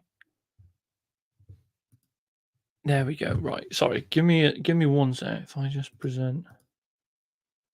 It's not let me do it. Twat. Let me just stop that for a sec. There we go. That's what I was thinking of when I saw it. So yeah, you were right. The Knights of Ren transport ship. Yeah, well, yeah, I'm pretty sure it was called the Night Buzzard over here. That's I know the US boxes did. Oh, was it a different US box on that one? I can't remember. But yeah, that is what I saw. But that is completely hollow. That thing. If you look at it underneath, you could probably wear that on your wrist, like a kind of gauntlet. Yeah. Yeah, I know the American boxes they have piece numbers and ours don't. I'm pretty sure I had a different name as well. Or maybe I'm thinking of something else, but either way, yeah, Night Buzzard. I think Oaktown shouted out, so well done, Oaktown. But yeah, going back to that set, the only other thing I was going to point out, unless you had any other comments, was that I liked how they brought back out the old sort of old styley pistol piece for. Yeah, they have. Yeah, for Jude Law's character. Yeah. Are you able to see the names? Can you see it better than I can? I don't want to keep putting my face right up to the screen, but no, I can't, to be honest. Is it? It starts with it's 3 letters. Starts with, so you got Judo. I don't know. Wim, Fern, Jude. Yeah, it might be fitting, wouldn't it? I think it's Wim, Fern, KS, and Real. Not sure. I've not looked too much into the show, to be fair. I think we established I think it was Tyler at Lifebricks. Shout out to Tyler at Lifebricks, was kind of on the bandwagon of saying this is supposed to be what's his name? Oh, why can't I not remember anybody's name at the moment? The guy who plays on the Jabba Sailbash. Christ, what's his name? That same species, the blue guy. Oh, what you're on about? Oh, you're on about Max Rebo. Max Rebo, Christ. Yeah, you're on about Max Rebo. Have we established that he's the same species, or? Yeah, no, I think it is the same species as. Yeah, I believe so. Yeah. There is it's got to be on there somewhere. Where is it? I've seen it. We haven't got photos. I just find it weird that they kind of putting Max Rebo out there with 2 arms and 2 legs when, you know, the original concept of the character was supposed to be that his arms are his legs. So while we're kind of talking on that whole subject, we'll just have a refresh over the Jabba sail barge, which Bricklicker put out. Is it first? This was the 1st of April, but we'll just so these are the supposed characters that are in there. So $500. What's how much is the? It's going to be the same price as the Razor Crest, isn't it? Over here. So what's that? 450 quid. £450 off the top of my head. Pass. I thought it was more like 430, but yeah, All right, I don't know. I think it's going to be about 50 less than this. So I reckon it's going to be around the 430 to 450 mark. But it's got Jabba the Hutt. Hopefully not a brick built one. Imagine if it was brick built, there would be anarchy in the streets. R2D2, C3PO, Max Rebo, Klaatu, Bib Fortuna, Gamorrean Guard, Solution, Slave Layer, Salacious Crumb. Yeah, that seems quite light for a UCS. I think there's a couple of others, but I think they didn't. I think they don't want to branch into like that Master Builder series, but I think that's kind of what it's. I think it's going to be like. I think it's going to be like the 8080, where it's going to be really good design, but it's got a lot. It's going to have good interior as well, I reckon. Well, fun fact, while we're on that subject, going completely off the point, but staying kind of on the point, is Klaatu, which is the name of one of the characters. I think it's actually the species as well, but and then there's Klaatu, Nikto, and Barada, which are 3 of the characters from the sort of that scene. And that George Lucas actually got those 3 names from a film called The Day the Earth Stood Still. Don't know if anybody had ever seen the version that what's his name did, and it was terrible. But yeah, Klaatu, Nikto, Barada, the 3 words that he uses to control the sort of huge robot thing. And George Lucas stole the names from there. So yeah, that's a pointless and fascinating fact. I'll tell you what, with the sail barge coming out this year, I was convinced that the cancelled Jabba's throne room diorama was going to come out this year, but clearly not. Cancelled? Oh yeah, yeah. So that was supposed to come out last year instead of the. It was one of the dioramas. I think it was the throne room, Emperor's throne room. That's right. I'd forgotten about that actually. Come on, George. We'll go into this now. Jaws? Do you like Jaws? I haven't watched Jaws in years. I remember watching them as a kid and being absolutely petrified. But I suppose that was the same for everybody watching them in the 80s. But yeah, I mean they're okay. The first one was probably, you know, I don't know.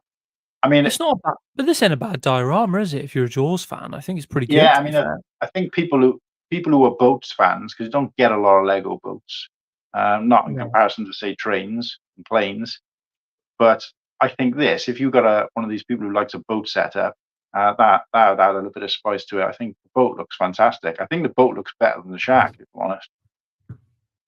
Yeah. In terms of the detail, the accuracy, but just as a flat, if they just released that as a boat with no reference to Jaws, I think that would be a heater set on its own. I think it looks great. It'd be nice to see a few more details on the boat, but from here it looks good. I mean, is it the 3 characters? Yeah, don't ask me to name them because it's been years since I've watched the film. Yeah, I couldn't off the top of my head now either. I think the last time I watched a shark, I think it was the last time I watched a shark film was Deep Blue Sea, which is like come out in like 2008. But my missus is a big yeah. I think my missus is a big fan of the Meg, and I haven't watched either of them. Meg the Meg 2 is out. The Meg 2 is out now as well. So I haven't had a chance to say the second one, but yeah. But no, this looks like a pretty sick set, to be honest. The Jaws. I won't. I mean, I'll buy it. Maybe I'll buy it one day, or maybe my missus will want it or something. But it's not for me. This though, I can just appreciate this. It's not for me because I'm not all about sailboats and stuff. But I can appreciate this set. It looks fantastic, I think. But it's not for me. But it does just play the part. Yeah, I mean, it does. Is as far as accuracy goes, I mean, if I looked at that at a glance, I wouldn't even know that was Lego because there's nothing Yeah. about that that tells me it's Lego apart from the box, obviously. But the set on its own, It looks pretty big as well. especially if you take away the stand, that just looks like a model. That looks like someone's Yeah. made a movable boat. Go on, what's she thinking? Tell us what she's thinking. That doesn't even look like she's touching it. That looks like it's been sort of superimposed there. So I don't know what she had her hands on originally. Yeah. Well, she's a ginger, isn't she? She's a ginger like me, so she's just probably thinking very dark thoughts. I'm dead inside.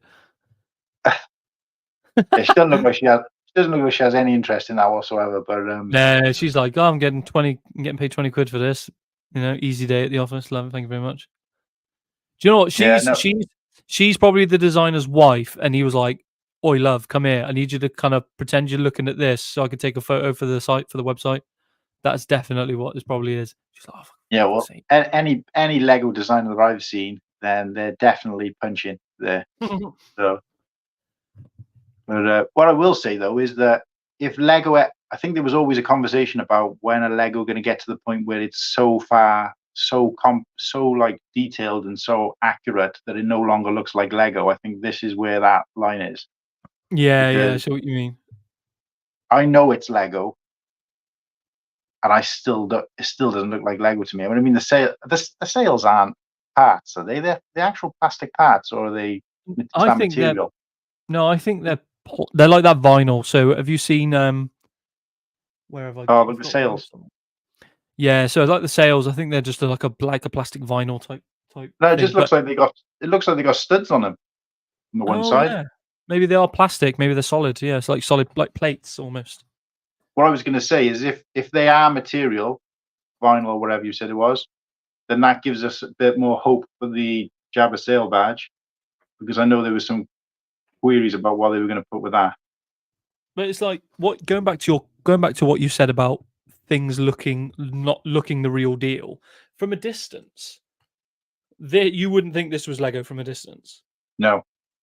And I love my Formula One, but like, so Sam's stepfather has all the big, like the Lamborghini, the Ferrari, Porsche, and from a distance you wouldn't have a clue that they were Lego. I think. Yeah. No, you're right. You're right. I think with this one though, the only reason it sort of stands out to me is because they never made a boat of this type either. So, not that I've ever known of, anyway. Not where it's like 90% sail. Yeah, they definitely got studs on them, haven't they? Yeah, they're solid pieces. They're not. I don't think they're vinyl or anything. It's a strong effort, I think,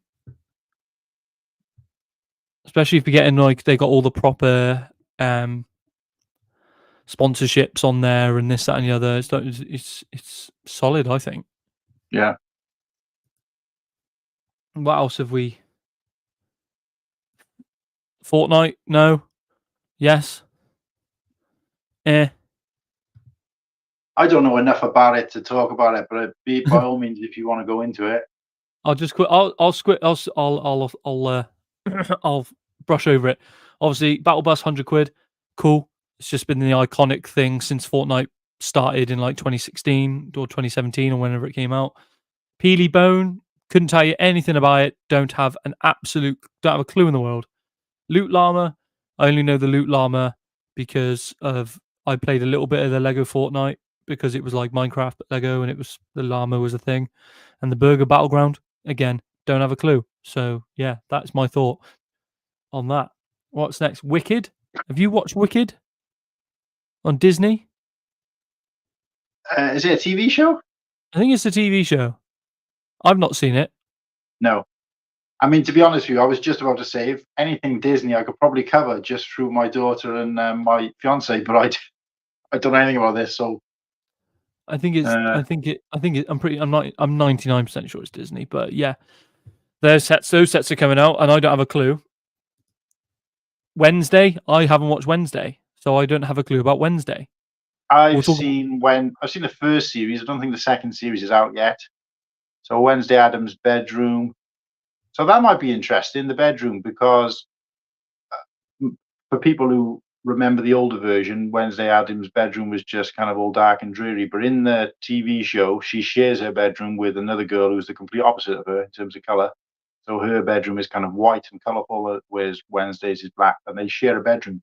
So if they do Alright. that and make a diorama or whatever it's going to be with two sides of the bedroom, that'll be cool. I mean, with 750 pieces, you'd like to think so. So, and it does say Enid is involved. How molded thing? That's what I'm interested in seeing. What's that Well, going to look like? Is that the hand? That's the hand, yeah. Yeah. Because I And only there's a ever lot of watched like detail.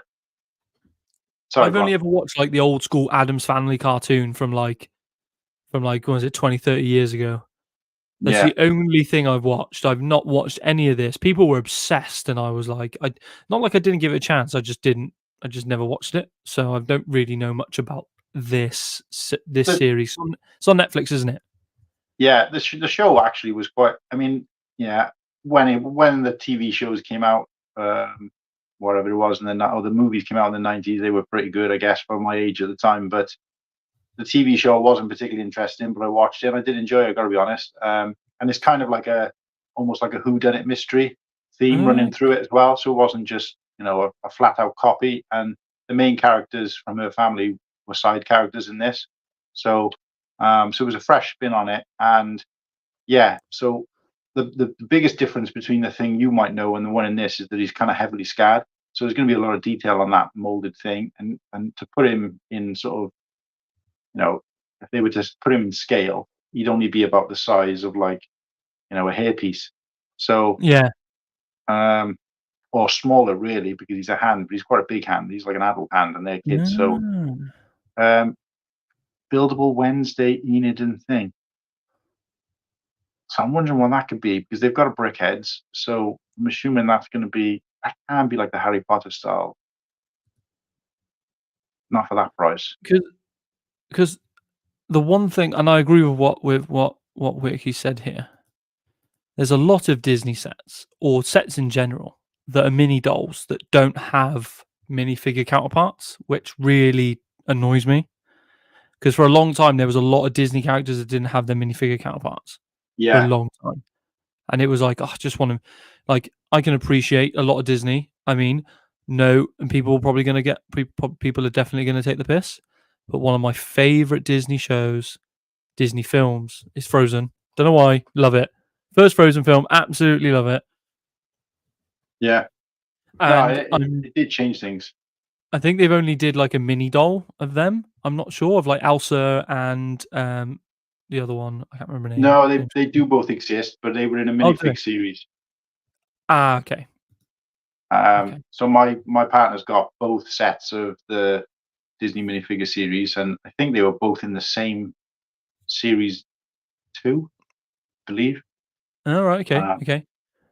But yeah, they do exist. But yeah, you're right, because I think my daughter had one of the first castles that came out, a very small one, and they were mini dolls, and even she wasn't impressed with them at the time, and she was like, I don't know, 5 or 6 at the time. So, but yeah, I'm just interested to see what that buildable is, because obviously we've got the brick head. What the hell is the buildable going to be? What type of buildable are we talking about there? So that'd be interesting. Oh yeah, maybe it's just a hand. Imagine that, just a buildable hand. Yeah, that'd be pretty cool, actually. And I'd definitely be getting that for my fiance. She loves thing. Oh, is this another gift? Imagine this is another GWP sweet shop. At a glance, I thought it was a, what do you call them? The buildings. Is it buildings? Modulars. Is it? No, that's micro scale. I was thinking. I thought it was a modular at first, but yeah, you're right. It's kind of more micro scale, isn't it? So I think it's. Yeah, I think it it's opens a GWP. out though. Does it open out?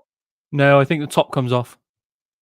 Oh, is that what that is? Right. Okay. Yeah. Yeah, it splits in half, and then you've got, what's this? Oh, what's it called? You know, the figures that you can buy in the shop in the Lego store. You know, you can go in the Lego store and you can get the packs of figures, like the 3 packs, or you can build your own figures. Right. Build a minifig. Bricks and minifigs, is it?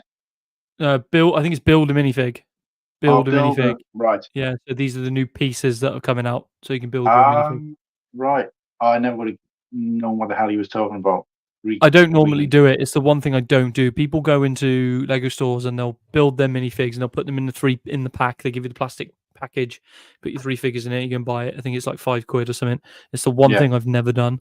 Just like never really bothered me. Yeah, That's I did it all. with my daughter and my fiance when I still had hair, so mine's a bit out of date now. And my daughter went and had her own minifigure printed when we went to Lego in London, I believe it was. So it's the one thing that me and Sam do. So whenever we go to somewhere that you can print your own minifigs, they have the minifigure factory. Me and Sam, we make our own minifigures, and then we date it, and then put on like why we were there for like an occasion or whatever. So like, well, that's good. so I think on one of my figures from Windsor, so I went to Legoland, went to Windsor. It was our anniversary, and Sam was like, "I'll take you to Legoland for our anniversary together," and I was like, "Sick." So I had a thoroughly good time, and she just followed me around like that parent who just like, yeah, he's happy days. Yeah, nice. But yeah, we got this, the McLaren's P1, another big Technic supercar coming out, which would be pretty cool. Micah, what up, baby? But yeah, we got the McLaren P1, 3,893 pieces, bit of a girthy boy. $450, so probably about $390 is what that's coming out as. And it's coming in orange, that McLaren orange. Same as the Formula One. Is that all we've got? I think we got more. And then I watch Clicker's videos all the time. So good. And then like Whitaky said, we'll quickly just skim over the Droid Factory. I think this is $100. So what's that? £80. It's expensive. Yeah, this is the one that's going to hurt the most that I've got to buy for the 20th anniversary. I think it's awful. Yeah. I mean, I'm probably not the target demographic either, but it just looks dreadful. They don't look good at all. Yeah, I mean, not for £80. I thought this would be in like a 45, 50 maybe at a push, but like £80, £90 is, I think it's ludicrous for this. And even if I showed those to my daughter, I mean, she's 11 now, so she's kind of going on a tween kind of thing. But even if I showed this to her, she'd be like, "What the hell is that?" I think there's a point where you can scale R2 down to where it doesn't work, and this is it. So yeah. I'm not a fan. I tell you what, right? So I think I worked it out. It was, if you were to buy the entire Star Wars wave for this August, it's going to cost you $900, or about £800. £800 if you wanted to buy all of the wave. Crazy, right? Yeah, but in fairness, it's the best wave for a long time. Oh, 100%. Have you? Before I go on to the next bit, I want to brush over quickly because mine came. I know a lot of the Americans guys haven't got it, but Leia's coming in this one, isn't it? Leia's coming in this one. Mm-hmm. I want to go on to I want to go and quickly speak over Bricklink Designer Program before we go on to that, what is I'll get up their site. What are you going to buy any FPJs on release day for August? No, I don't think so. I don't think I need to. I mean, at the moment, my circumstance is that I've got about 40, no, not as many as that, maybe about 20, 30 boxed sets. And sets that I've built and taken apart, I'm probably in the 50s. And sets that I've bought and I bought used or I parted out to make, you're talking about another 20 or 30 that I've never built. So it's just ridiculous the amount of Lego I got, and I just can't justify, certainly not paying full price Jones for anything. So it doesn't make sense for me. And even if I had my Lego room set up and I could bring it home and build it on that day, great, but it's just not going to happen. So for me, no. But I've always been a bit of a bargain hunter anyway. That's something I pride myself on. So I can't remember the last time I paid full price for a Lego set anyway. So yeah.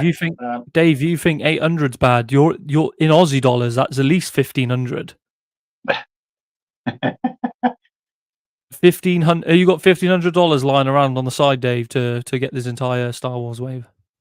I'll tell you one thing we didn't mention. and it's just a quick point on that Star Wars wave. We had and a shout out to CPA on this one, because he was just as surprised that he made a very obvious point that everybody else seemed to have missed on Instagram, at least, and about the TIE and X-wing sort of wingship set. Yeah, it doesn't. Yeah, they got no engine, so it doesn't work. Yeah, and he was like surprised. I think he got 100K views, so well done on CPA for that. And anybody who hasn't seen it, go and check it out, get him some even more views. But yeah, I mean, I can't believe it, because I always knew TIE stands for twin iron engines, so I always thought that they were kind of separate, because you think twin is going to be two, but you wouldn't think they're all in the same thing. But I've never even stopped to think about the fact the engine's in the back. So effectively, when you've got it in X-wing with TIE wings mode, there's nothing to propel it. I mean, kids aren't going to think about stuff like that, but I just thought it was a serious overlook. But yeah, I know what you mean, Dave. I'm going very light on August, because I'm going to start booking Brickworld 2025. So, you've got is Dave going? You going to Brickworld? I think I think Dave's going. Yeah, all the way from the Australia. Fucking Australia, mate. It's a sensitive subject for me, because I'd love to be able to go, but we're currently saving for our wedding, which is probably going to be about August next year. So I did speak to the missus about potentially being able to go, and she doesn't want to say no to me, but at the same time, it can't justify that cost. So sadly, the chances of me going are slim to none. But now that I found out that it's a lot cheaper per day, I'll still have that conversation and just kind of throw that in the mix. Yeah. So the way I looked at it, so before we continue on this, because there's better photos and stuff on here, so we can quickly go over price and stuff.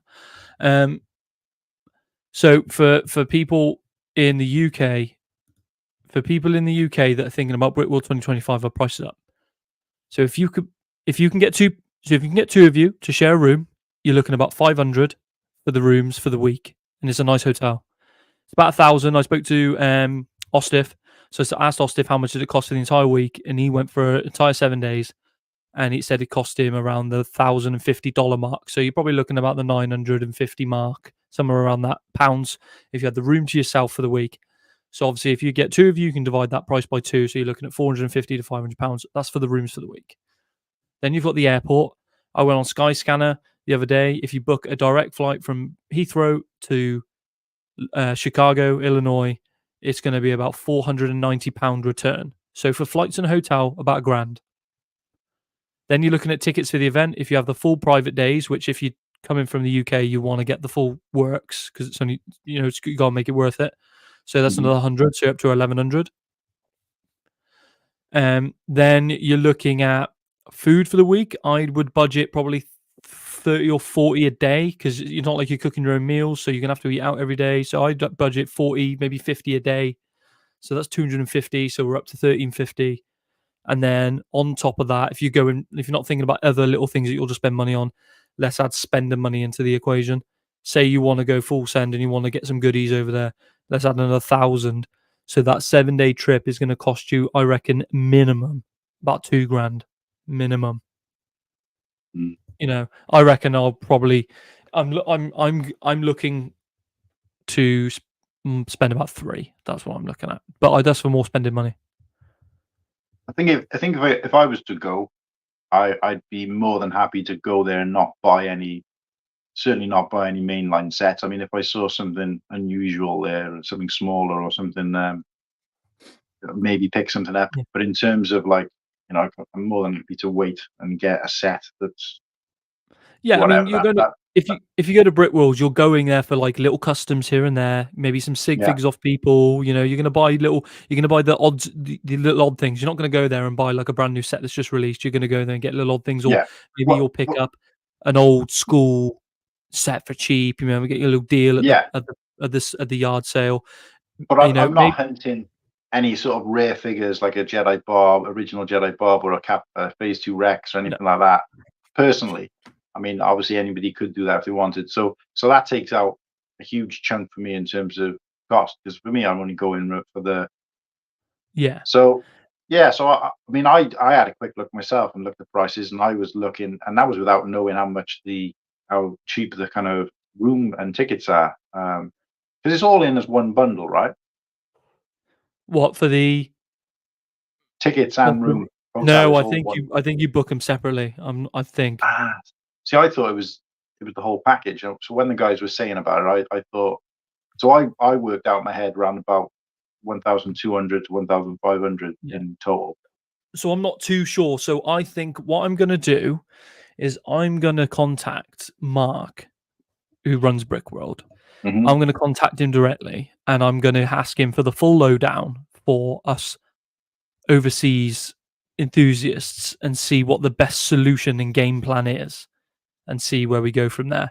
But if you're Yeah, sharing a room, like for example, like say you decided last minute you're going to come over, or or you want to share a room with someone like Whitaky or whatever, maybe.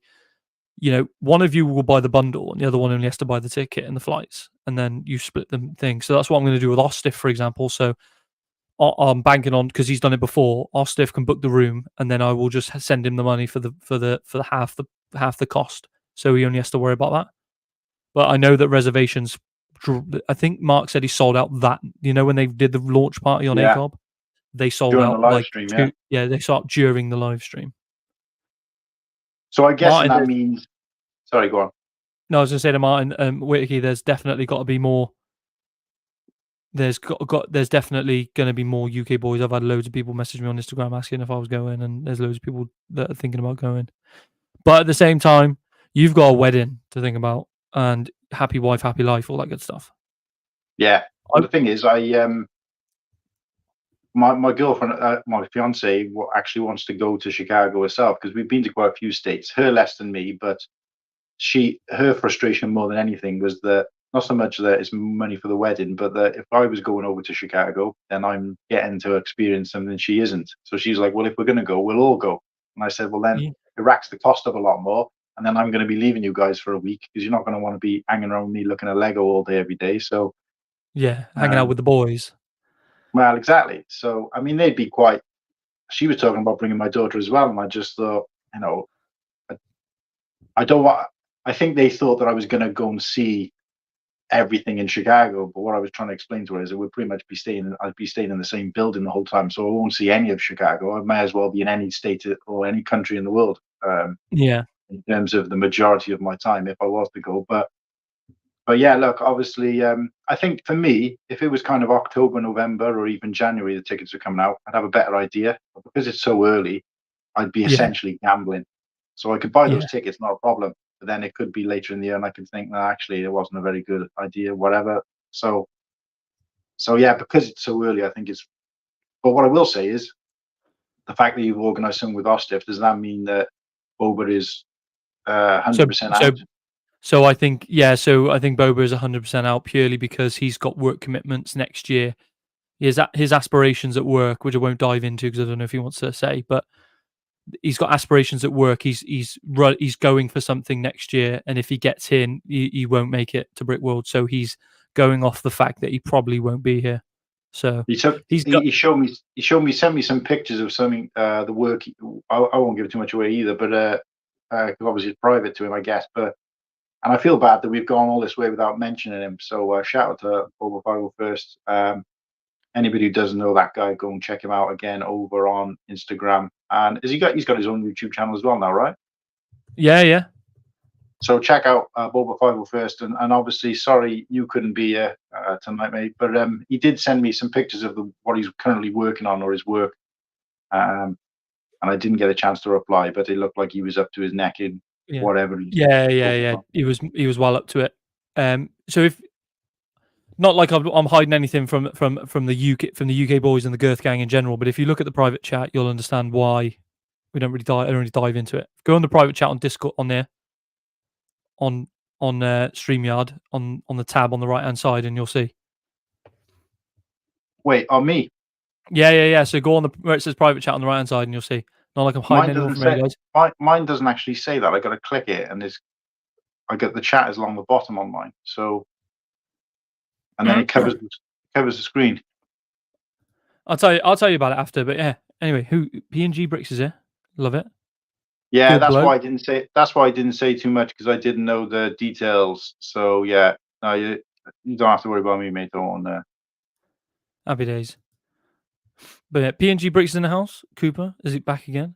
What up, PNG, babies? yeah, I've been really enjoying PNG's content on Yeah, Instagram lately, and it took me a yeah, while to realize that he's the guy who kind of comes up. I think it was during one of the live streams the guys were doing when I was chatting to him about signing my box of boys, and him and his daughter come up and he's chatting. So, mm. but yeah, so he was there, so he can obviously attest to Brick World and what it was all about. I got real FOMO watching all the videos and the live streams and stuff. I was properly like the fear of missing out hit me big time, and I was Yeah, like, "Fuck." But I promised Sam because I love her so much. Cringe, I know, but I love her so much. So we obviously bought a house in February, I think it was, and obviously I was like, "Oh, Brick World," but I bought the house. It was more important. Did some yeah, bits to the house. This, that, and the other funds were getting a bit low, and I was like, you know what? There's always next year. But the fear of missing out definitely hit me big time. Do you know what I mean? yeah. And it's going to absolutely slam me next year when you guys are there, especially because you've gone from the UK and obviously you've gotten to know you guys, even just since the last Brick World, to the point where it's going to feel like everybody's there but me, kind of thing. So, But we'll yeah, we'll make up for it prior because we'll hit that Cardiff. Cardiff would be a good one to hit. Hopefully, it won't be. Did you? Sorry, Jesus. Did you see that? Was it Manchester or Birmingham? It was like dead. Was it yeah, Brickfest Live or whatever? It was yeah, and dead. I think Whittaky was saying that I think he went to the one in Western Supermare, and because he asked if I was going, I don't think he realised where exactly I was because that's like a hell of a trek for me. But from what I can gather, that was a bit pants as well. Although we did pick up some cool sets, so shout out to Whittaky. Another guy to check out on Instagram. He's got showing off his sets and stuff. But what's PNG saying? We need a UK boys brick. Yeah, oh, that's a good idea. Yeah. So You'll have to I'm get. thinking of making a logo at some point that we can use on on our streams and stuff, and whenever we do them and that. Well, I'm trying to make them a weekly thing on Sundays. Last week I was away. I mean, this Sunday just gone. I was at my best mate's wedding, and I was severely hungover, and no one wanted to see me dribbling on the screen on Sunday, so I decided to leave it. But yeah, Was that two weddings within two like 2 wi- weeks of each other? two weddings back to back. Yeah, so I had a wedding at my sister's wedding, and then I've had my best mate's wedding last weekend. Yeah.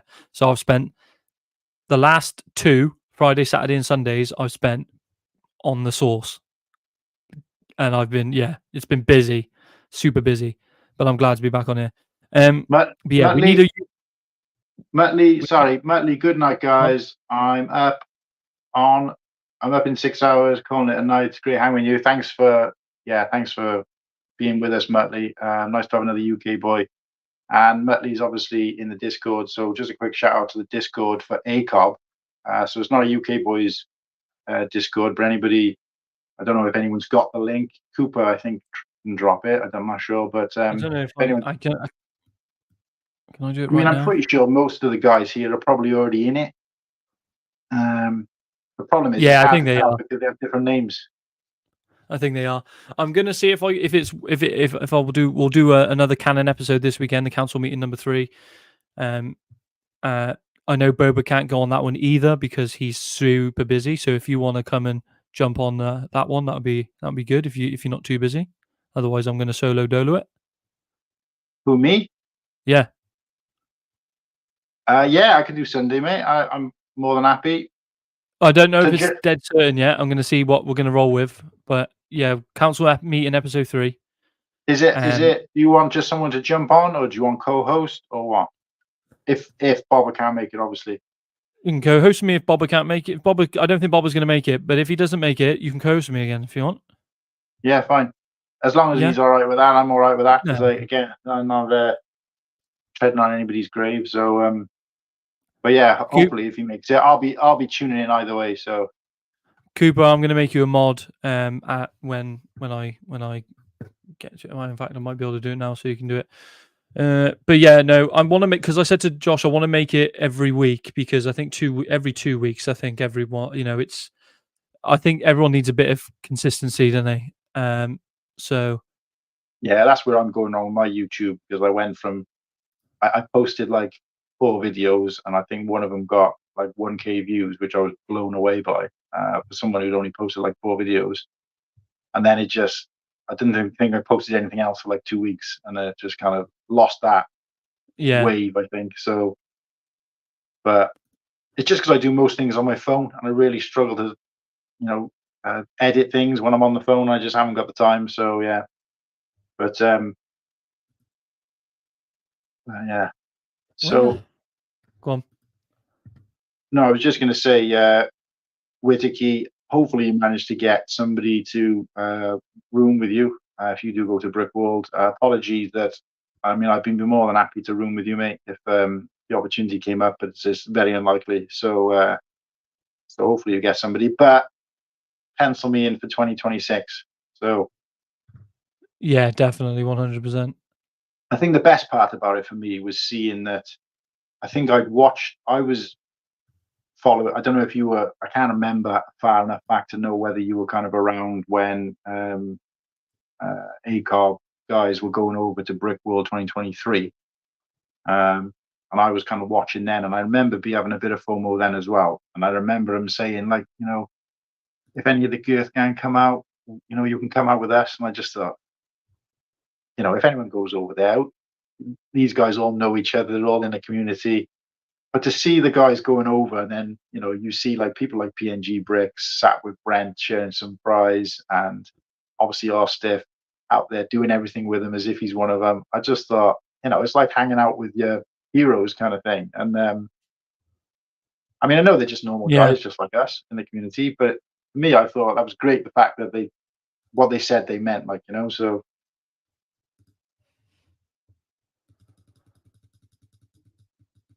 Editing is the yeah, it painful is. part. Yeah, and I also like just to sort of touch on PNG. I saw one of his videos of his what he called his office, which is now becoming his Lego room, and it was kind of like a bit all over the place and a bit of a mess. And I just thought, Christ, thank God I'm not the only one who's kind of. I wouldn't even call it a Lego room because it's not. It's a spare room really, but so we've all got stuff in there. But yeah, it's such a mess at the moment with Lego everywhere. So. Cooper, what's your actual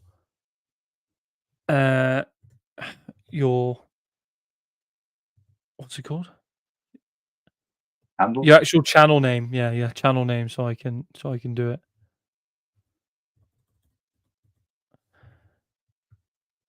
Because then I could just bang it. I could just make it right now.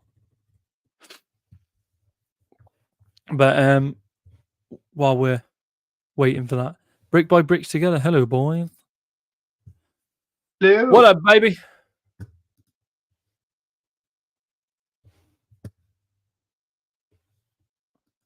Yeah. So Whittaky's doing is is it every week or something? You're adding in your new.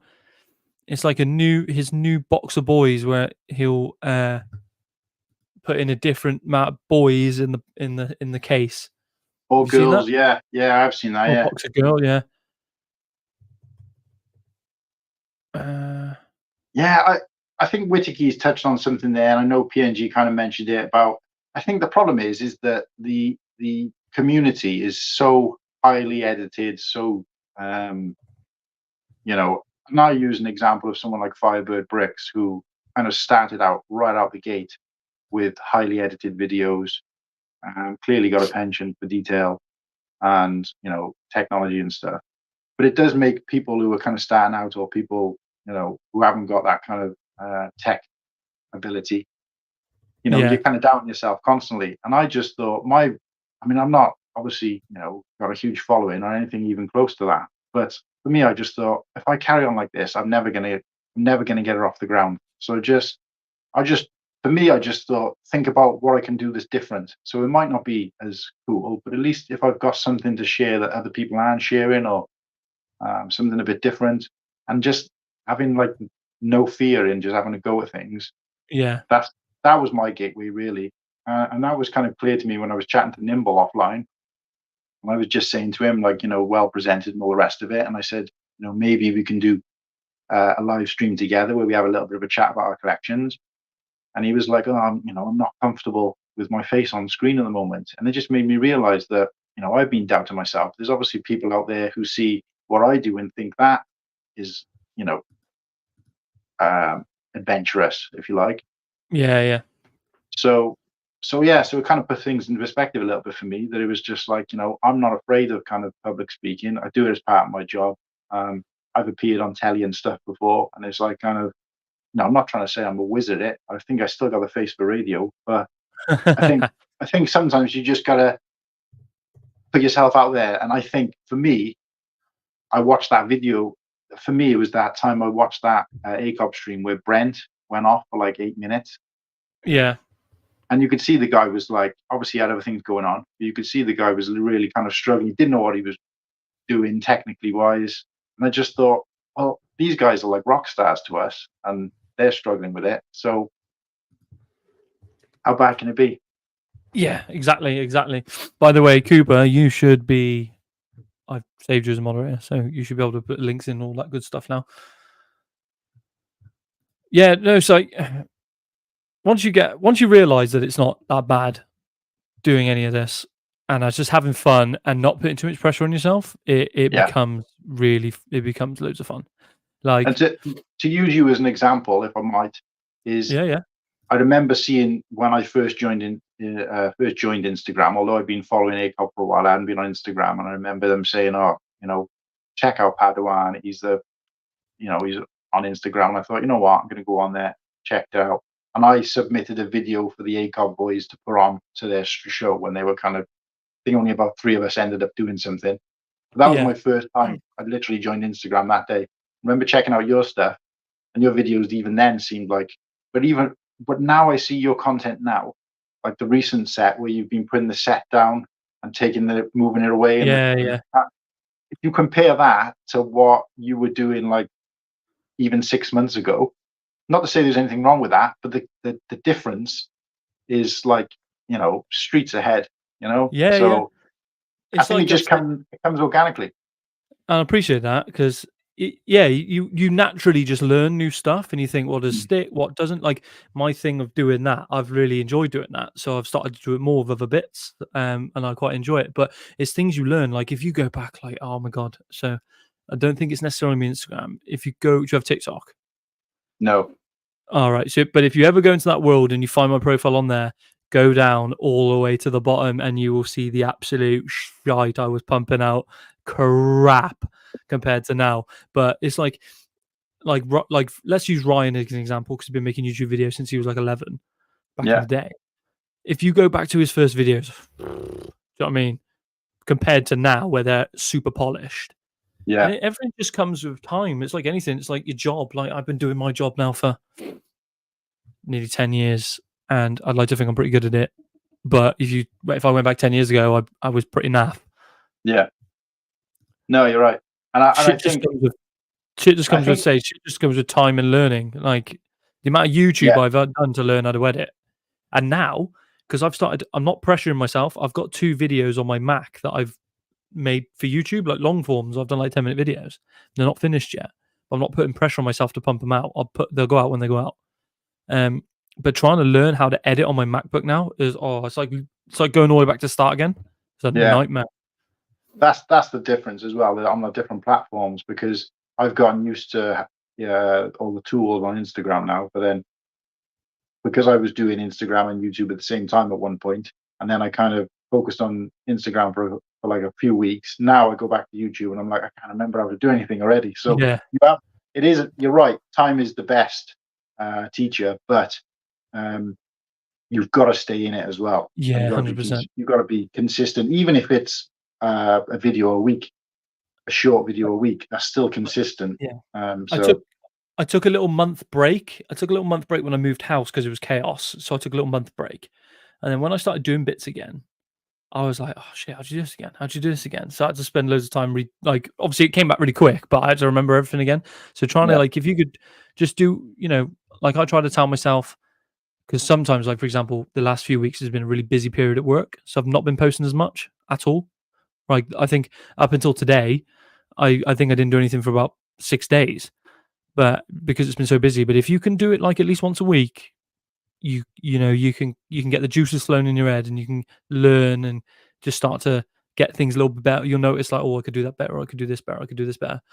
Like, and you learn off other people. So, like for example, on my phone, iPhones are amazing for filming, and I think it was Caleb Firebird Bricks that Mm, told me about some certain camera settings, and ever since I've changed them camera settings on my iPhone, been way better. yeah, So it's just things you learn off other people and stuff like that. By the way, yeah. Dave, thank you very much. Appreciate it. But uh, yeah. So consistency. I mean, like I'm saying this as if I'm speaking from the high horse, but far from it. But for me, and I guess really just aimed at Whittaky because he was saying he struggles a little bit with his videos. But I don't think there's anything wrong with raw and organic. No. I set out from the very beginning to be like, you know what, I'm not going to spend hours editing it. But what I'm going to do is have some variety. So sometimes it might be a picture of a set. Sometimes it might be a picture of someone else's mock. Sometimes it might be something I'm working on. Sometimes it might be my face, short form, long form. I just try to mix it up a little bit so people don't get bored of the content. And the last thing I'm going to be doing is sharing things, that other people. So even when I share mocks that, you know, haven't been shared on Instagram for years, kind Mm. of thing. So just to try and Yeah, do something a little bit different. So I've seen some of the things that you've been sharing, and I'm thinking, oh, these are cool. Like the way you've been promoting some of these mocks, or the first time I've seen these mocks, has been really good. And very interesting, to be honest. And just going off this comment here, brick by brick together. Only make videos for fun. Once you make it too serious, then it's stressful. And the more videos you make, the better your content gets. Yes. So 100%. like 100%. So for people like Ryan and these other big creators, it's their livelihood, so they have to kind of like put an element of stress on themselves to get content out. Um, but for like people like us, where we're doing it at this stage, we're just doing it for fun. There's no Yeah. point stressing yourself out to put videos out. If something comes to your mind and you want to make it, then do it. I've had it where like I've been on the sofa, mincing, watching telly, and out of the blue, an idea will come to my head, and I'll go, "Oh yeah, I'll go and do that now before I forget." Like just don't stress yourself out. Just do things as they come. And I Like, think the other thing is as well is it is trying to find a niche at the moment because there's so many people who've got content out there. But the other thing is that find what you're naturally good at. So for example, with Firebird Bricks, he was hot out the gate with really detailed videos because he's obviously got technical ability, the patience to do it. And then you've got somebody like CPA who again hasn't been around long really when you look at his history, but he's got yet very good he's got commentary. quite a big following. But that's because he's a handsome looking guy and he's got natural ability to talk and he knows his numbers and he knows his figures. So that's where his area of strength is. So obviously with people like Tyler, he's got a wealth of experience he's been around for such a long time. But I even remember watching videos of Tyler from Life Bricks where he's literally filmed himself, and on film he said, I don't know what I'm doing, can't get the camera to work, I don't know what I'm doing, getting frustrated, and then he switches the camera off and he still posted that. Yeah, So do you know what I mean? So and I remember him going through some tough times with different things where he was kind of falling out with other Lego people, and he still carried on and did it even though he knew he was kind of like probably it wasn't his best work. Um, and like you said, Ryan talks about his old shaky camera footage from the past as well. But he's come through years of different sort of technology as well. So the time he's been yeah, in yeah, it, but I think it is a little bit about finding what you're naturally good at and applying that to it a little bit yeah, as well. So for me, it was just the ability to just talk a little bit of bollocks, have a little bit of a laugh, and the fact that I do have Lego mocks that I'm working on, which a lot of people don't. I do have quite an old collection. I do have quite a large collection, so I can and different things that I've done, like the artwork and stuff that I've submitted in the past, and just so I've had a finger in a lot of pies over the years. So for me, it was just like I thought, well, you know what, I've got a lot to show off. But again, going back to what we were saying before, and what the Brick by Brick said, is that it was never about self promotion for me. There is a little bit of that naturally, but for me, it's always been about being part of the community and what I can give to the community and sharing other people's work as much as my own. definitely. Um, So yeah, but I At do the end get of the kind day, of frustrated with these posts that people put on, where it's like their post is of other people um, posting, or other people liking their post, and I just think that's fantastic, because that's exactly the kind of thing that I'm into, sharing each other's. We just think it does kind of get a little bit tedious when you're seeing them, everybody loving each other's kind of thing, and you just think there's got to be something different you can do. But yeah, so I don't know. Like, so my piece of advice would be, if I'm in a position to give advice, is just try and find what you're naturally good at and apply that yeah, to it. 100%, 100%. And you might not even know what you're naturally good at the minute, but you'll do something one day, and someone will go, "Oh, that's amazing," and then you'll go, "Ah, that's my thing," and you just got to keep trotting along, doing different things, and just find out what you're good at. The most important thing is have fun doing it, and just if you want to be a bit consistent. That's it. That's all I would say. PNG, love it. Have a good one. Thank you for What's he joining. saying? I've got a light show to send up. He's got a light show to. I think he's put set up. I say set up was probably Or a the light word. show. I thought he meant light is in weight. Right. Okay. A light show. Right. Light show. Yeah. Happy 4th. Anybody? Is anybody still tuning in from the USA? Happy 4th, guys. So, Brent, how many beers are you stuck on now? Then if you're not at least 4 or 5, then there's something going wrong there. But they drink they drink that like 2.5% shit, don't they? They're right on the light stuff. Like Coors Light is like water, isn't it? Yeah, it's literally water. I think this comment is Brent finally getting the opportunity to tell somebody else off for being off topic. off Yeah. subject. Right, we'll go back onto it. So what we were saying was FPJ. So you not buying anything FPJ day one. Now, what do I think I'm going to buy? I need to buy at least something FPJ day one. And I'm not going to lie, the Dark Falcon. That's an FPJ. That's the dual on Peridia is an FPJ straight up for me. I'm not too fussed about the Desert Skiff. That I can buy that roughly around the same time as the barge coming out. Maybe hopefully wait for it get on the deal or something. Black Friday maybe. And if I had to pick another, the Dark Falcon is speaking volumes to me. Yeah. Just for the figs. We've got.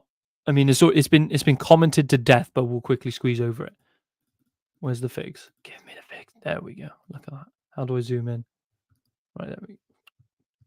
Creamy Vades. Creamy Vades. Beach Luke. Bounty Hunter C3PO. Is that Dev? Darth Dev? Dev, yeah. Darth Dev. Last comment of the night. Coors Light and Mica Ultra is basically hydrating for us. I love it when Americans think they can drink. It's amazing. Darth Jar Jar, and then we get Ray, Darth Ray Palpatine. Best or Emperor Palpatine. Best beer in the USA. Sorry, just to sidetrack again slightly. Best beer from the USA is Miller High Life. That stuff is the only beer I've drank from America, or the only beer that I've drank that I know Americans drink is Blue Ribbon. That's the only thing I've drank. I think it's Blue Ribbon. Yeah. But yeah, Creamy Vades is the highlight figure for that. Yeah, definitely. It's the highlight figure. Do you know what I'm thinking of in terms of a setup and a display? White, Millennium Falcon, black Millennium Falcon, black Vader, white Vader. Yeah. Black and white, not necessarily together, but the black and the white. Coming in, yeah. And then the black and the white Vader next to each other, just for that sort of the aesthetic there. I think it's going to look awesome. But the rest of the figures don't really mean anything to me at the moment. Not really, no. Is that arm printing on the C3PO? It is. It is arm printing on the C3PO. Oh, yeah. There's arm printing on Darth Dev, C3PO, and Vader all have arm printing. That's pretty cool. Yeah, those figures are, and like I said, the fact that that figure lineup is better than the Battle on Peridia in terms of the detail and the figures. But the problem is they don't mean anything to us like the others do. Yeah. mean, Darth Jar Jar is cool in his own right, and everybody made a dark Ray, mocked up a dark Ray when after that scene. But the rest of them, once I think we watch the show, it'll probably mean a little bit more. But at this point, I'm looking at those figures and thinking, who are they? That beach Luke as if he that beach Luke as if when Ray finds him in at the end of the Rise of Skywalker, Force Awakens. Yeah. And she gives him the thing. That's if like Ray just when he threw it, that's if Ray just walked away. If Ray didn't stay there, she just walked away, that's what he would have turned out. Yeah. But yeah. It reminds me of Big Lebowski a little bit. I'm a huge Big Lebowski fan, so that reminds me of the dude. So But yeah, they would be my two sets. I would FPJ, so it would be the Dark Falcon and the Battle on Peridia. They would be my two sets I would day one buy. By the way, I'm a cider drinker, so beer is all weak compared to the cider I drink. Yeah, I can't make a comment at all because I'm currently not drinking, so I haven't had a sip of alcohol since the 8th of December. Yeah, really. And there is a is that out of choice or? It is out of choice, but there is a more serious reason behind it, which I won't go into now because not only is it personal, but it's also relatively boring. But I just made a decision to not drink. It was a mental health thing, to be honest. Long story short, but so I haven't been drinking, and to be honest with you, I've never even been tempted, and I've got alcohol in the house. So I tell you what I have learned though is that the non-alcoholic availability and range out there, both from shops to buy up to drink at home and in public places, is way bigger than I ever thought it was. I thought there'd be like maybe one type of beer, one type of cider, but there's literally, and everywhere I go, have you got anything now? And I'm like, yeah, we've got this, and this, and it's like, wow. So I've been blown away by that. So anybody who's in that world. And the other thing is that I went to a festival in my hometown recently, and I'll type this in just for fun. I'm going to type in the chat the name of my hometown to see if anyone can pronounce it correctly. But I went to a festival in town. I bought some non-alcoholic ciders, and my 11-year-old daughter was able to sit there and share them with me. Oh, we got lots of looks off different people, but yeah. So we were just sat there. I mean, it's just pop essentially. So yeah. Yeah, you're right. Ilanelli. Probably it's two L's. It's two L's and then another two L's. Is it like Lanelli or is it like a silent double L? Llanelli. Llanelli. Yeah. Nice. I've got it here. Llanelli. Yeah, the Welsh language is a little bit. Oh, that's okay. Yeah. For anybody who's interested. So if there's two of a letter, it doesn't sound anything like the letter.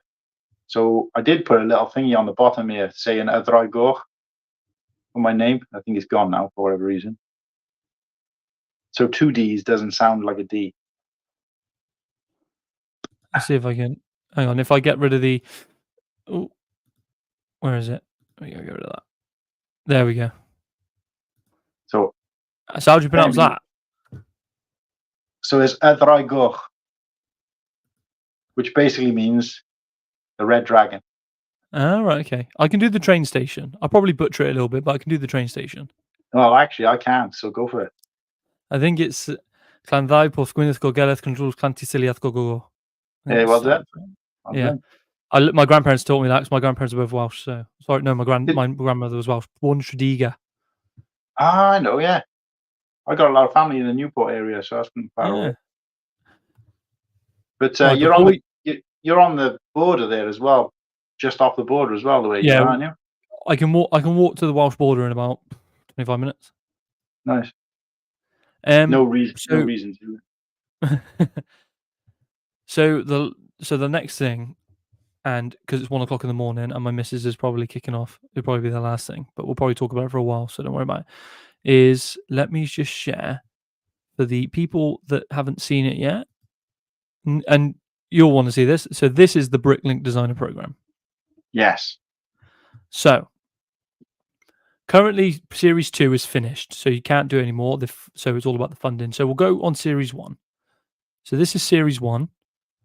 So it had the old train engine shed, Mountain Fortress. Oh, and before I continue any further, let's get the other legend of the a couple of brickheads Thursday Night Delight, and that is Brent. How's it going? And he went free go. Love it. Hey, So how many beers you had in you? I didn't even crack a second one yet. Oh my god. It's like 7, 8 o'clock or something over here right now. I don't know. But no, I mean, I went to a baseball game yesterday, and I kind of did my 4th of July yesterday because like we have like a minor league baseball team, like very local, like 5 minutes away. You know, it's no Cincinnati Reds. I mean, we do go to those games, but they're like 2 hours away. But now going to the minor league game, I mean, it's like $5, $7 to get in, and they still got beer and good food there. The baseball just isn't at a crazy high level. so that's yesterday was kind of when I did we had family over today and just made food, and I drank one, but I got so full yesterday from eating like 2 pulled pork sandwiches, a hot dog, some nachos, and then like 3 Budweisers all within like an hour. So sounds like an absolutely amazing time, bro. I got a question, Brent.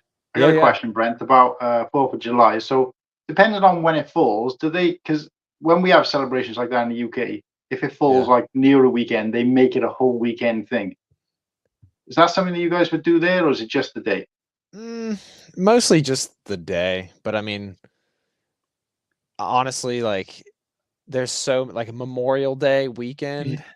That's also kind of like the 4th of July. There's just like no fireworks really, so people still kind of those holidays kind of blend together. You know, with like Memorial Day and like 4th of July, people kind of do like similar things. You know, just get out on the creek or the river and float around and drink beers or whatever. But the thing is, you guys have holidays on holidays, so we got so many, bro. I won't go into too much detail, but when I was away a couple of years ago, when I was away with work, we were at an American facility for about 6 months, and I tell you what, the amount of holidays that we had gone through in that 6 months, and they had parties and food everywhere, and we were man. What holiday is this? Because we don't have a clue. There's holiday. You got like Armed Forces Day, Memorial Day, 4th of July, Thanksgiving. There's I can't even attempt to rattle them all off, but there's a lot. There's holidays that whatever. Labor Day has another one. Yeah, there's holidays that I like. Someone will be like, "Oh, today's a holiday." I'll be like, "For what even?" So yeah, no, there's a lot of holidays over here, but I find that the way the US celebrates it varies across the country as well. Different things. What was that? Over here in the UK, everywhere in the UK celebrates everything the same, which is basically just getting drunk. Whereas over in the US, I found that it varies how you celebrate it depending on whereabout you are in the US. Yeah, a little bit. Cinco de Mayo, is that another one? Sorry, that's I mean that it's kind of one that we've just adopted from Mexico since they're like right below us. But yeah, no, I mean all of our holidays are just like food, be with family if you want, and then drink, and like that's pretty much it. To me, I love the days that aren't even holidays, but they end up feeling like it. Like you hang out with a bunch of friends that you like, and you get some good food, and you go out for some drinks for just no apparent reason. Brick World is a holiday for me. I look forward to that like Christmas, honestly. Like, and that's a whole week-long thing, kind of like We've been speaking so much about Brick World because it's on the agenda for next year. I've already spoke to Ostiff. We're sharing a room next year. Dude, I haven't even really shown off I've flashed the Freako speeder that I got for a screaming deal at the yard sale, but I haven't even really shown off like the heat. Right on this edition of monthly pickups. Where's the it's way up there. This is definitely the coolest thing I got. Come on, let's see it. Crack it all out. We're going on to the monthly/weekly/Brick World pickups. Yes. Best thing I got Yes. all week. That's Beautiful. crispy as well. Beautiful. Oh, it's so crispy. I got it for such a good deal, dude. I think I got it for because I bundled it with the Frico speeder. Okay. And so I ended up getting this for I think 2 flat. And then I got the Frico speeder for 40, and I think the Frico speeder retailed for 30. Like, I mean, so I did this essentially, and I was thinking about it earlier. I spent $200 on this, right? The diorama is 80. Yeah. Like with today's Lego inflation and everything, like this isn't bad for 200. No. Like it's Yeah, retired and everything, but like the figs, dude. Like, Yeah, and those engine pieces are massive as well. oh yeah. So Boba, let's put into context for other people who don't realize. So Boba bought his, I think, over a year ago now. He bought his crispy mint in box. This one. He this bought one his, here.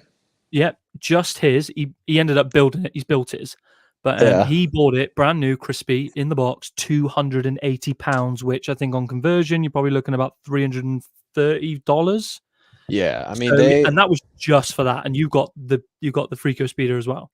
yeah, and I mean, well, it's one of those things where oh, you know what? I just realized this. Huh. I picked up this last year, and it's from the same wave, the same year at least. Not the same exact wave, perhaps, but like the same year. I bought this from Firebird last year, and it's just been hiding up there behind my box of boys. For people that don't know, Brent a while ago sent me so many videos of his backlog, and it was just like if there was space anywhere in the house, there was Lego sets in there. Like at one point, it looked like you saw them in the kitchen cupboard. Yeah, I've got more than one closet, and then there's like some more like shelves over in the other part of my basement. I really got to sort. Like honestly, shout out to Brick Lover Brad. The lover. He just posted a review of the Box of Boys set. Sean sent it to me. I'm about halfway through it, but I'm like looking at my setup, and I'm like, honestly, if they wanted to make my setup completely accurate, it would have just been like an utter mess. Like, like there how there was like 3 Box of Boys stacked up next to me. Yeah, it should be like 6 of them just scattered about. Just a bunch of other stuff everywhere. I've been so behind on, but I'll tell you what, the Box of Boys set, I can at least look at that and be like, that's goals. You know what I mean? I want to get my Falcon actually mounted on the wall instead of the box right there. I want to actually get, because I have both of these sets built. So, so for anyone that's like, oh, he's just displaying the box, they are built, these ones here. So once I get my room and everything sorted, you know, I'll hope to actually make it look like that. And I have Diagon Alley built as well. I just, you know, would have to, I got to get some shelving. That's really the only thing holding me back. We need shelves. IKEA, Billy shelves, 40 centimeters deep is what I've been telling everyone. Get the 40 centimeters deep one. I mean, I've got Rivendell with extra room on the shelf, and that's Rivendell on there. Do you know what I mean? But yeah, like, speaking of the Box of Boys, got the 2 up there. Yeah, 1 to rock, 1 to stock. Nice. And I got the FPJ. So that's awesome that you got that. So did you get a sticker like Cool Han's holding up right now? So I haven't got the Brick World one, but I got the BAN one. You got the BAN one. Okay. I got the BAN one. I got the Brick World one. I got the BAN one. We can't have everything, you know. And I didn't go, you know. But very nice. Cool Han's. I think Cool Han's got the best one because he's got Brick World and signed. Did you sign that as well? Did you sign all? I'm on there somewhere. Yeah, you signed it at Brick World and then Brent's did there. he send it? Sean's there. Stud Lake is actually there as well. You can see his. Yeah, I see it. And Tyler on the back. Yeah, nice. Yeah, nice. I had that box in my hand. That's kind of crazy to think about right now. There it is. That's awesome. But yeah, no, guys, wild week. I mean, like it's weird because I feel like in years previous, like the 2 or 3 years before, like I feel like somehow we've still managed to do like a regular stream on 4th of July, but it just so happens that like he's on a cruise and you know you had family around. I'm busy doing stuff or whatever. But you've both appeared tonight, so it can be classed as a couple of brickheads canon episode. Yeah, dude, 100%. I posted the link on the Acob Instagram because I noticed that Sean didn't yet, but obviously he's busy in the middle of the ocean. Who knows what kind of service he has or whatever. So I did post on the Acob IG for sure. And I'll be listening on Replay Gang for sure. I was gonna make like, well, I guess it's kind of a leak, an Acob leak, but because usually we don't really say when we're gonna do a GWP. But Yeah. I was maybe gonna do one tonight or maybe tomorrow. I don't know if Sean's popping on or not. I don't. That's typically the whole philosophy with GWPs is to like not plan them and then just say, Well, no, that's oh. you just boosh and it's out. It's gone. So one thing I wanted to do real quick before I bounce. Another thing that I got was just like so many of these Lego Star Wars trading cards. You guys have access to these, right? So we can get them, but they're mainly mainland Europe. So we don't do them over in the UK, which bugs me because it's so hard for us to get them, or it's expensive. But it's just if you can source them. But obviously, you guys can get them. You'll have people that source them. The next issue of the Lego Star Wars magazine has a free pack on, I believe. Yeah. Oh yeah, it's a twin tin, like a metal, like a Darth Vader tin. Oh, okay. This was the definite coolest one, signed by NBA professional basketball player, top 5 center in the league, Miles Turner. Shout out to Miles Turner. God, it's just like, to me, like I got this before I even took a picture with him. Like I only ended up taking a picture with him because he was in the yard sale and I saw him again. And like Tyler had more packs, and I was like, "Yo, if you want to pick up more of these packs, this guy's got them." I watched on Replay Gang because I'm not gonna lie. Before tonight, before I knew that that we were doing this tonight, I had tomorrow off, so I was going to be fully active in the chat tonight. Oh yeah, obviously, but it doesn't matter. We're here, but obviously, because Americans like inventing their own shit to make themselves feel better. When you said about what's his name again? Basketball player, LeBron James's son. The guy that you signed your. Miles Turner. I thought you Miles Turner. So I knew he was. No. So I knew he was a basketball player, but I was like, I didn't know much about it, so I had to look up online and go, okay, yeah, okay. Oh yeah. Because for his me, Instagram is crazy. Like he's really about the Lego stuff. So like, the only professional sports player that I can think before Miles Turner that I could think of that was big into Lego, David Beckham. Really, I didn't know he was David big into Beckham. Lego. He obviously doesn't advertise it, but he. Imagine we get him on an Acob episode. Oh my god, David Beckham on an Acob episode. That would be so insane. Gosh, dude. Yeah, he loves his techniques. But we've been talking a lot about Brickworld Brickworld because the FOMO is setting for a lot of us over here, and it will. We are all coming. Well, most of us will come. Will be coming next year, dude, and then my mission for 2026, which is the year after, is to get everyone, the whole UK boys over, because there's a few of us that can't make it next year. But I'm sharing a room with Ostiff, going to give the full 7 days, the works. Like, man. It's crazy how like the last 2 episodes we've still been like recapping Brickworld. Like we haven't even shown our entire like hauls yet from like the stuff we got.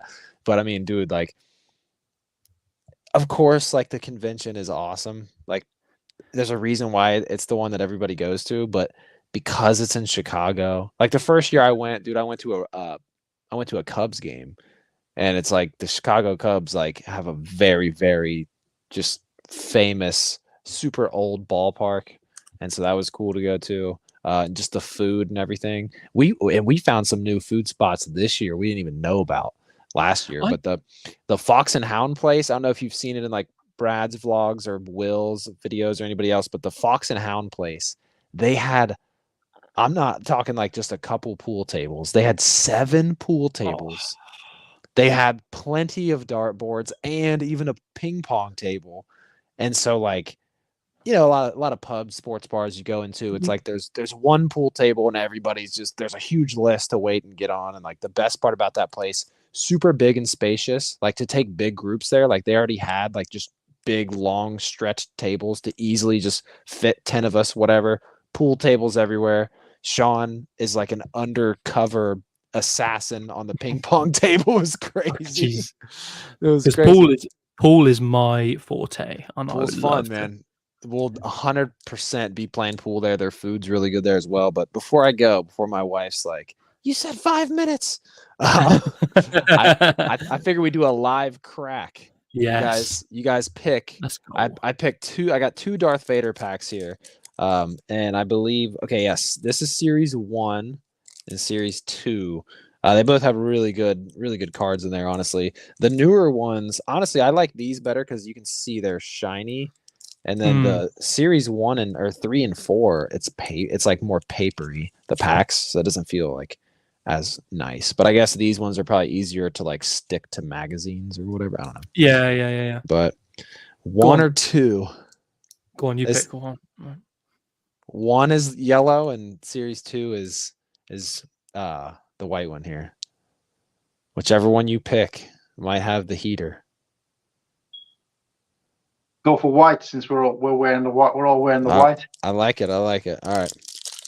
Now I'm gonna the pack order on these of like, which slot has like the good card is kind of. Oh, you're gonna do the pack like a Pokemon pack trick. Yeah, but the thing is you can't because the cards will be in here in just such random orders. Okay. All right. So the first two cards here are like they have like puzzle piece cards. So this will have a back and a front. As you get more of them, they kind of make up a poster. So these were a series. I don't even think they have these in Series 1. So that might have been a thing for Series 2. This is another one here. Got an X-Wing and just kind of random minifig arms there to make up a bigger picture. Anyways, here's to the cards. We got young Lando. Ooh, young Lando. Young Lando from Solo. We like that. We like that right here. Ooh, okay. We got a gang here. We got it's in a different language. It says BOSE All Stars, and I almost thought it said Boys All Stars. I saw that at first. Oh, but the Kylo and the Phasma and the most. So it means evil. Evil All Stars. Okay. Evil All Stars. Yeah. And then you got the most disappointing supervillain maybe of all time with Snoke there. Not his fault though. Not his fault. No. All right. I've already seen this rare because I had to get the cards right. So here's the rare. Ooh, we got a double-sided young and old Luke. I believe Will Bricks Productions pulled this, and Sean was trying to trade it to him for the life of him. So this one I might save for Sean because I got a lot of, or I might keep it for myself. Who knows? But we might be nice and save this one for Sean because this is one Sean, because Luke is Sean's guy. So like, and I already got the Anakin one that's like this, where it's like Anakin and Vader. Yeah, that's a sick one. I think I only own one card. It's here. So no, I don't know where it is. It's gone. Yeah, it's gone. I got the Death Trooper because it's my favorite variation of like Imperial Trooper. Oh, nice. Mainly because the rifle just goes bang. I don't know why. Yeah. But before you go, I know your wife's going to kill you. I just want. No, you're good. There was two things that you didn't. I don't think you said it on your last stream. Did you go to medieval times? Because you spoke about you're going to do it loads, but you never said anything about it. No medieval. You never went to medieval times.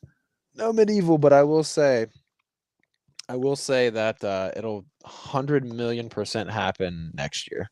Yeah, like for sure. And I think really kind of planning for that earlier will help more people go. I think obviously it'll be, because it was weird this year because Chris got invited, Duck Bricks got invited, and he didn't get invited by me or Sean, but he assumed that it was like the same group, but it was another group that was doing a medieval times thing or whatever. I think I can think of that. Yeah, and so like he really wanted us to go, but we just had so much shit going on. We ended up having just a, it was maybe we were finishing up the Box of Boys release party, and like we would have had to get the heck out of there. And then the yard sale was after Saturday. Like they did it on a day where there was just like a lot of stuff going on. I think last year we did it more during the week, like on a. No, we may have done it on a Friday the year before, but it was a year where all we did was the foosball table, the foosball tournament. So we had nothing else really going on. I mean, we were helping Ryan a lot, but I mean, yeah. And we had more time. That leads me into my next question: was did you feel the pinch this year? Did you feel like you had a lot of responsibility this year, which Oh, didn't yeah. free you up to kind of not necessarily enjoy yourself, but like go and just do other stuff. Yeah. Oh, yeah. I mean, so I'm sure both of you probably caught it when we had Mark on, but he already wants us to like come back and run it back and do it again. And so like, it's funny because he kind of like looks at Sean and like, it's like, yeah, you guys don't have to answer now or anything. And I'm kind of like waiting for Sean to say something. He's like, I don't really think we have to think about it. I'm like, well, yeah, of course we don't have to think about it. What do you?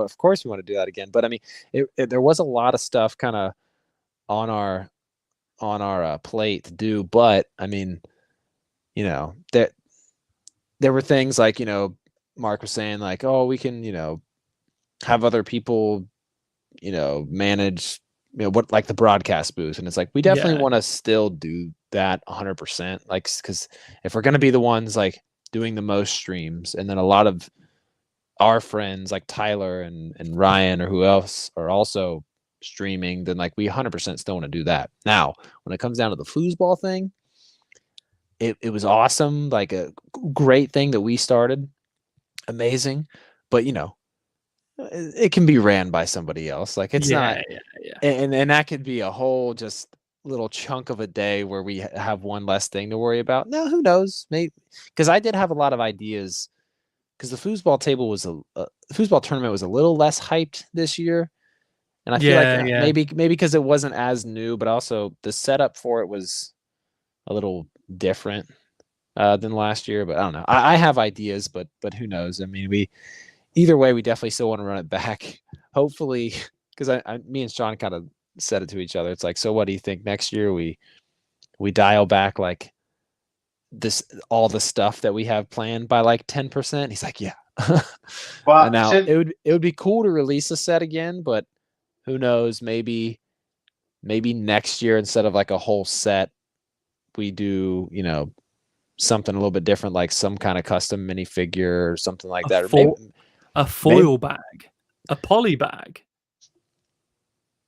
Stud Lake, if you're listening, that's a great idea. A foil bag, poly bag. We could do like a Kindle Cole poly bag, and then like have some like custom pieces. Obviously, they couldn't say Coles, but it could have like the font and say something else. I don't know. We come up with ideas. Poly bag would be sick because so much easier to just like handle and ship or whatever, and like 100%. Instead of doing a pre-order, like because we had so many people come up to us and we're like, can we buy a box of boys? And it's like, well, it was a pre-order thing, but if we just get a lot of those to just sell at Brick World, and then we can sell the rest of them after, so that can be a cool. That's definitely, Sean, if you're listening on replay, I know you probably are. Stud Lake, you're also going to be listening on replay. Keep the poly bag idea, on deck in the chamber to think about for next year. That'd be something cool. Who knows? Maybe there's going to be an even bigger set next year than this. I don't know. So half the time, like I don't even know what's going on, and then Sean. You can even if we just so I think we're gonna I think next year we're gonna jump out of a plane, and then we're gonna. You're gonna start having your own price point. Next year we're gonna jump out of a plane and we're gonna land in an open field, and the Fold is gonna be playing, and that's how we're gonna like. Because I mean, we're definitely running it back with the Fold again. Like that is a whole nother thing. Like that looks so sick, dude. I couldn't believe I can go on and on. I couldn't believe I kept telling myself I'm not that nervous. Like it's gonna be fine. It's whatever. And then like the anticipation and waiting for it, like the day of, like palms were in fact sweaty. Like knees weren't really that weak. Arms weren't really that heavy. Palms sweaty for sure. But no, that went over really well, honestly, like better than I think I thought it would. And we didn't even rehearse. Like that was just like get out there and go. So that made it even better. I think you all nailed it. It was fucking awesome.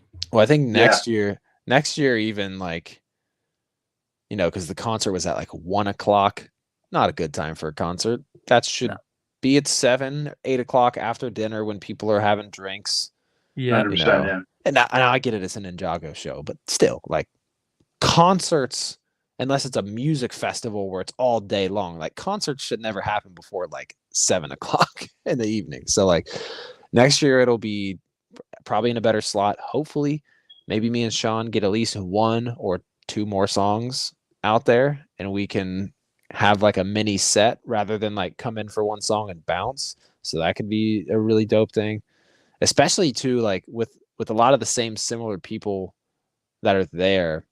Like they're gonna know the Box of Boys song from the year before, and Yeah. plus the Fold did their own version of it as well. So it kind of like the crowd was vibing with it. Like I think more than Sean expected. Especially Say, from the videos we saw, it looked awesome. It looked absolutely awesome. There was like after Duck's part when Sean's mic was like off for 40 seconds. I half realized that, but didn't realize that. I was like, what's going on? But I was like ad-libbing more like than I would have normally because I like subconsciously was like, I didn't think his mic was off, but I just thought he was more quiet for some reason. Yeah. But and then he looks down thinking like, oh, Duck fucking turn this off. I wouldn't have noticed if you hadn't pointed out. Yeah. But I say you're going to have a whole UK boys community coming over next year, and we need chaperones. So, oh man, we try, and I didn't drive this year. It's the first year I didn't drive myself. I'm definitely driving up next year with the SUV because my buddy that drove, he stayed at a separate hotel, and shout out to him because I mean he was obviously driving us places, but it was like having a private Uber, which is nice, but yeah, I really love just having my own vehicle there because so many things are just pretty close, like too far to walk, but like Lego store, like boom, 7-minute drive. This restaurant place, we're going 5-minute drive. Wherever else, Medieval Times is like you hop up on the highway and go west for like 5 minutes and then you're there. Like it's so a lot of things are close in Schaumburg, but like you gotta still drive to them. Yeah. So I mean there's still some things you can walk to, like gas stations and things like that or whatever, but no, 100%. We have our food spots just absolutely locked in now. Like we only went to Miller's Ale House once last year. I think we went twice this year. We went to this other place we discovered, Fox and Hound. Like it's like just another sports bar. We went there like 3 times, I want to say. Portillo's is like always like it's a lunch spot at least 2 or 3 days out of the week. And then Sean's uncle that owns another place, that Moretti's place, is so much good food. And it's crazy because this will be my 4th year. Right? Yeah. Wow. Fourth brick world in a row. So like I'm at a certain point, I'm not even going to need to use a GPS when I go to stuff around there. I'm just going to like know where everything's at. Some stuff I do just know like where it's at, but like eventually I'm going to know my way around there pretty well. Because if I'm being honest, I'm also looking forward to the evening activities. Of course. And I'm very much like to have a little bit of the sauce and light beer. My favorite. I was just gonna say my favorite night in terms of like not even just because of the late night activities, but the Saturday night when they do World of Lights. Like they already have like all the lights off in the convention center with all the mock lights on, and then like I remember last year somebody was walking around with a speaker. And that's when I was like, I knew somebody in the Girth gang had a speaker. So I was like, Ostif, Will, Cooper, someone's got a speaker. We got to get one down here. And then I DJ'd and played music had to been from like 10:30, 11 o'clock at night, all the way until like 5:30 in the morning when we finally went back to our rooms. And I mean, we hung out the broadcast booth the whole time. It's almost like a private episode, like a private stream just for us because we're all still hanging out at the broadcast booth, but no cameras are on really or anything. That was the night I gave Sean his like Father's Day gift, that Miami Dolphins wallet. Yeah, no, that night was sick. It was just we hung out with so many people. Josh Drinks stuff made an appearance. That's me and Studlake. Well, mostly Studlake kind of just gave him the alter ego of Josh Drinks stuff. Yeah. Whenever he strolls up with like, I bet he's brilliant on a few tipples. Like, dude, it's honestly like impressively amazing. Like it's very easy to get too drunk and like you're just not even making sense. You're just being annoying. But his quips are just like still there, but a little sillier. But like, Josh is the best. Josh is so fun to hang out with, man. That's one I always look forward to. Like, you know, I get there and I always end up like asking like somebody like, Shy, Josh is coming, right? He's like, yeah, he'll be here Thursday or something. Like, okay, good. So, but Boys, it was great to hang for a second. It's good having you on. Hopefully, I'm surprised I haven't seen the text yet because I told my wife I'm like 5 minutes, just like 5 minutes. Before you go, Brent, You need to answer your Go. DMs more. That's what you need to do.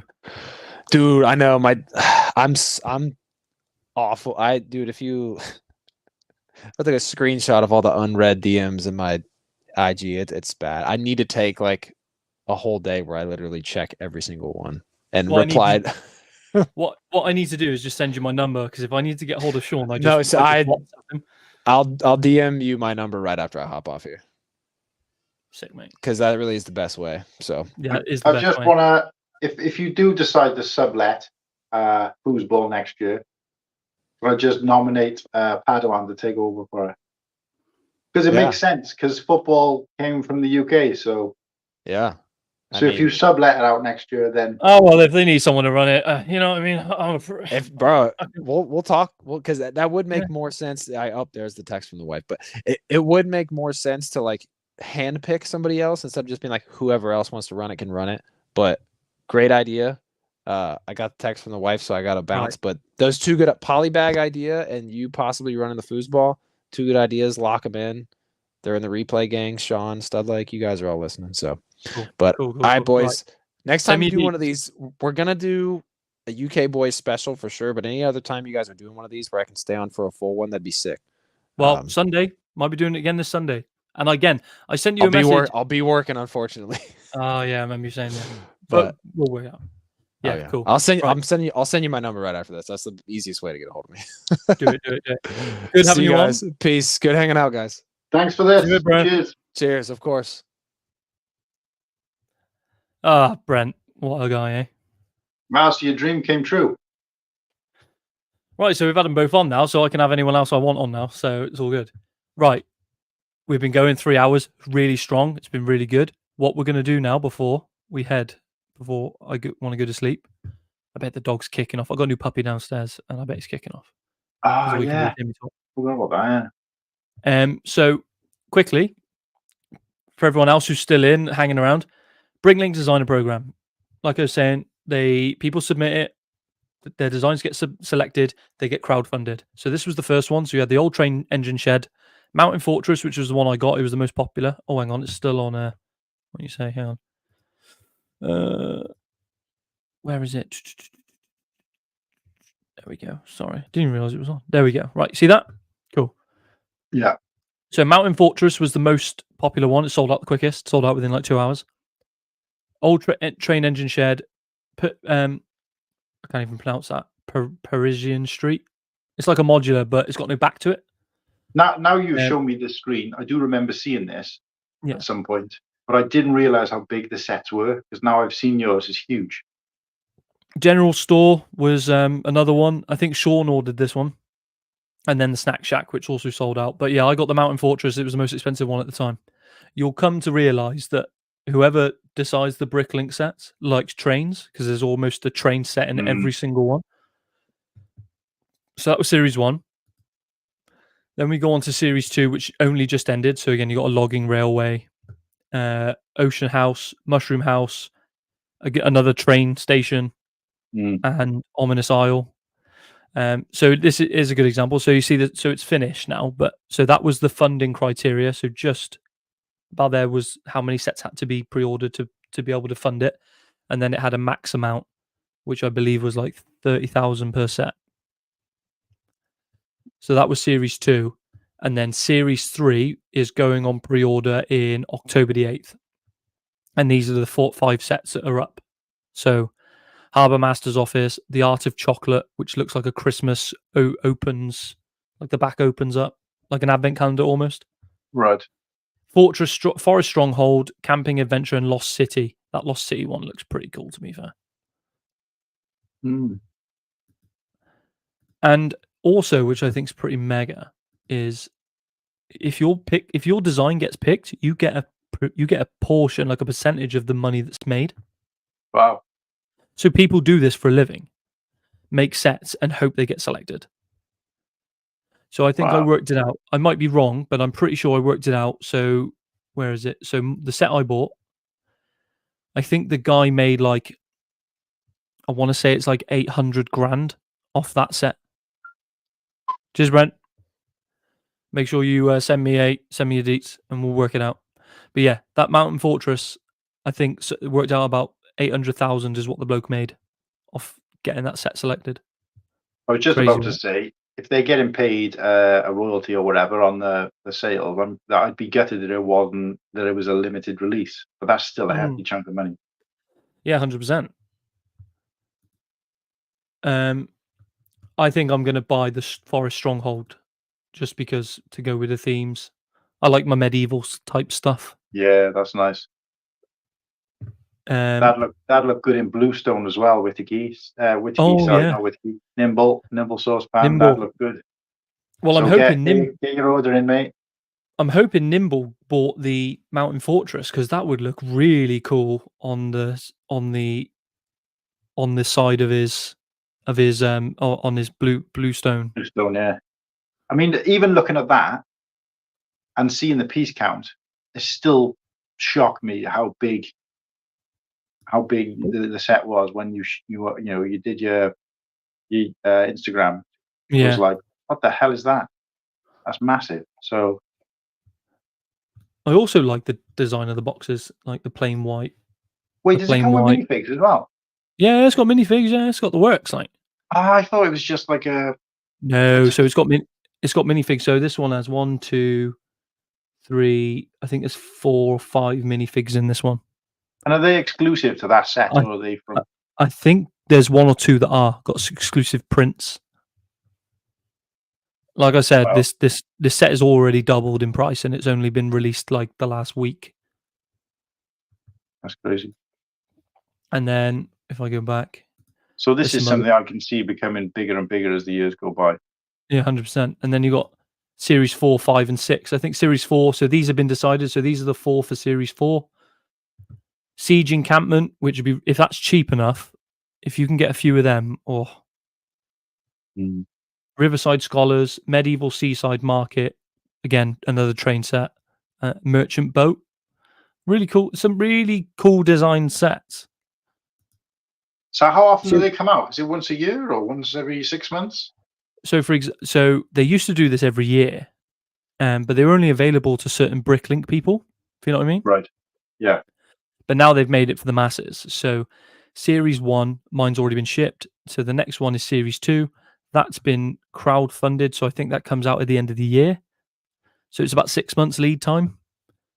So if this one's October, you're looking at April 2025. This set will be released. That's February. So what's that? June. So June, this will be released next year. And then it's like every 6 months, a new series will come out.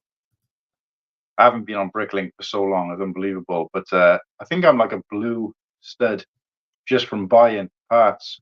But during COVID, I was using it so much. My postman hated me. But yeah, I haven't been on there for such a long time. I can't remember the last time I ordered parts for a mock. So do need to get back on there. I've just ordered Moff Gideon's cape for the Mandalorian season 3 Moff Gideon. I've ordered his cape off Bricklink so I can put it on the fig because it needs a cape. How different is it to the Darth Vader cape then? It's got black on the outside, red on the inside. Right. Okay. So it's a multicolored cape. But he had the cape with him in his ship, right? The Imperial Light Cruiser? Yeah. Yeah. I've got the Imperial Light Cruiser sealed in the attic. I just haven't got around to building it. Honestly, my backlog's disgusting, but my backlog's full of big sets. Yeah. So I've got a lot of the May the 1st sets still down here. All the brickheads. I've got the Droidica up here. And then I've got UCS TIE Fighter is sealed, but I don't think I'm going to open it because Sam bought me that for Christmas and it's sentimental and I don't really want to open it. Really weird, I know. Republic Gunship, Falcon still to rebuild, Cantina still to rebuild, TIE Interceptor, X-Wing to rebuild. There's I've got like the Viking Village, Blacksmith, now the Treehouse, the Lighthouse, Indiana Jones, Yeah, there's I've got shitloads to build that I haven't got time to do. We need another lockdown, I think. Well, I got 4 weeks off coming up soon, so I'm hoping to at least nail the Falcon. Nice. But yeah. Yeah, as soon as I get my Lego room set up, not my Lego room, but as soon as I get my display set back up again, it'll just be a case of choosing which ones, because I never was able to have them all on display because I got so many. Yeah. But I've got sets that are old from like the 1990s that I've bought, and I still haven't built. I mean, I've bought them secondhand, so they're not like new in box. Because obviously I'd probably be more tempted to sell them.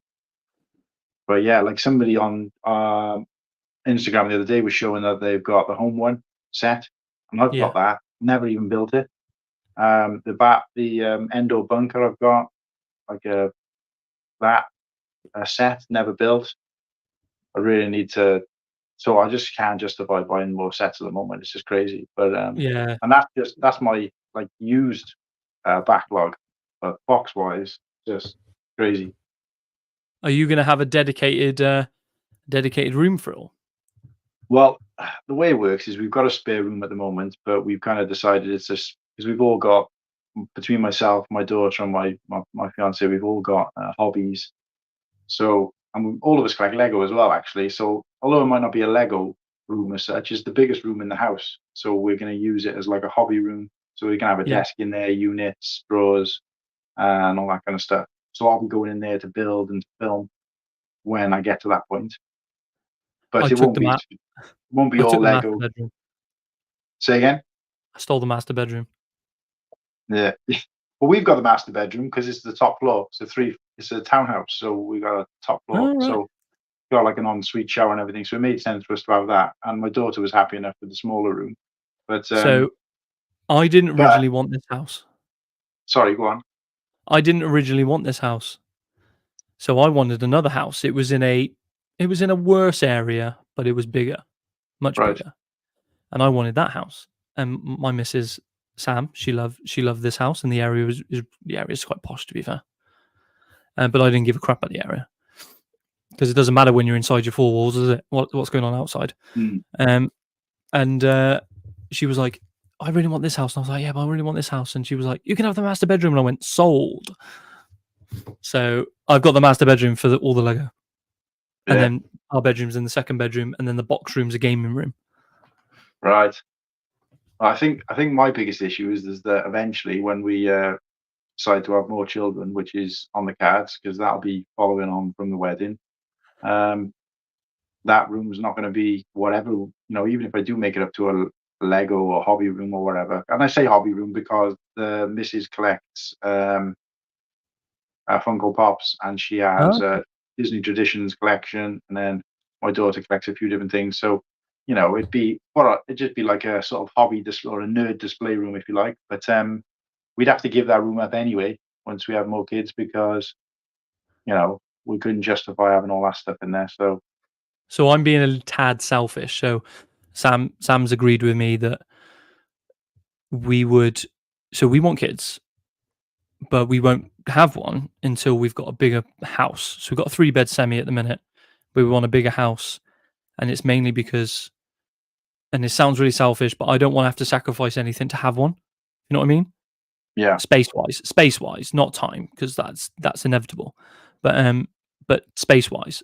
And I'm in a fortunate position where, do you know, and you'll profit from this as well, do you know there's a company called Savile that have predicted house prices every 5 years for the last 40 years, and they've been pretty spot on. All right. So they reckon, the average house price will rise by another 25% over the next 5 years. So if that's the case, I'll have about 120,000 in equity in my house now. So I can commute all of that money over as a deposit for a bigger house. And that's what I want to do in 5 years. And then once I get my bigger house, I said to Sam, I was like, open season, we can have as many sprogs as you want. So yeah, that's the plan. I think because of my age, obviously I've got a few years on you. Where time is a bit more sensitive for us. So, and I've got an 11-year-old, but of course we need to get going if we need to. We want to expand our family, which we plan to do. So, Because so how yeah, old are you, no, if you don't mind me asking? this year I'll be 44. You don't look 44, I'll give you that. You look like you're in your mid-30s. Easy. Genuinely honest. God's honest truth. Thanks, mate. That's just That's because right. it cuts the top of my head off, so you can't see my bald head. So, hey, look, I don't think I'm going to go bald, but I've definitely got that widow's peak. So, Yeah.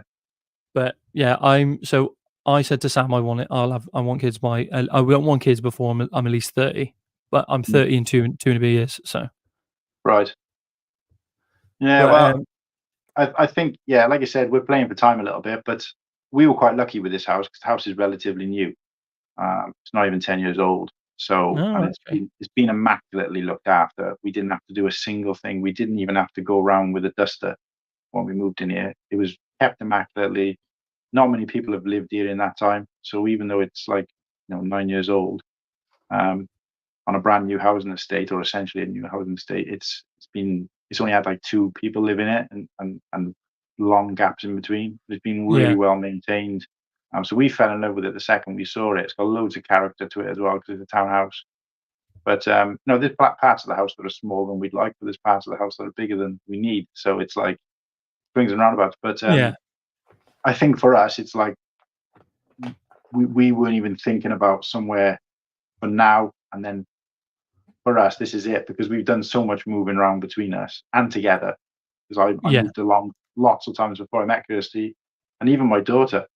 Um, so, we've all done enough moving around for what all of our lifetimes. So I think this is it for us now. When we were buying a house, it was important that we were looking for something that's for the rest of our lives, kind of thing.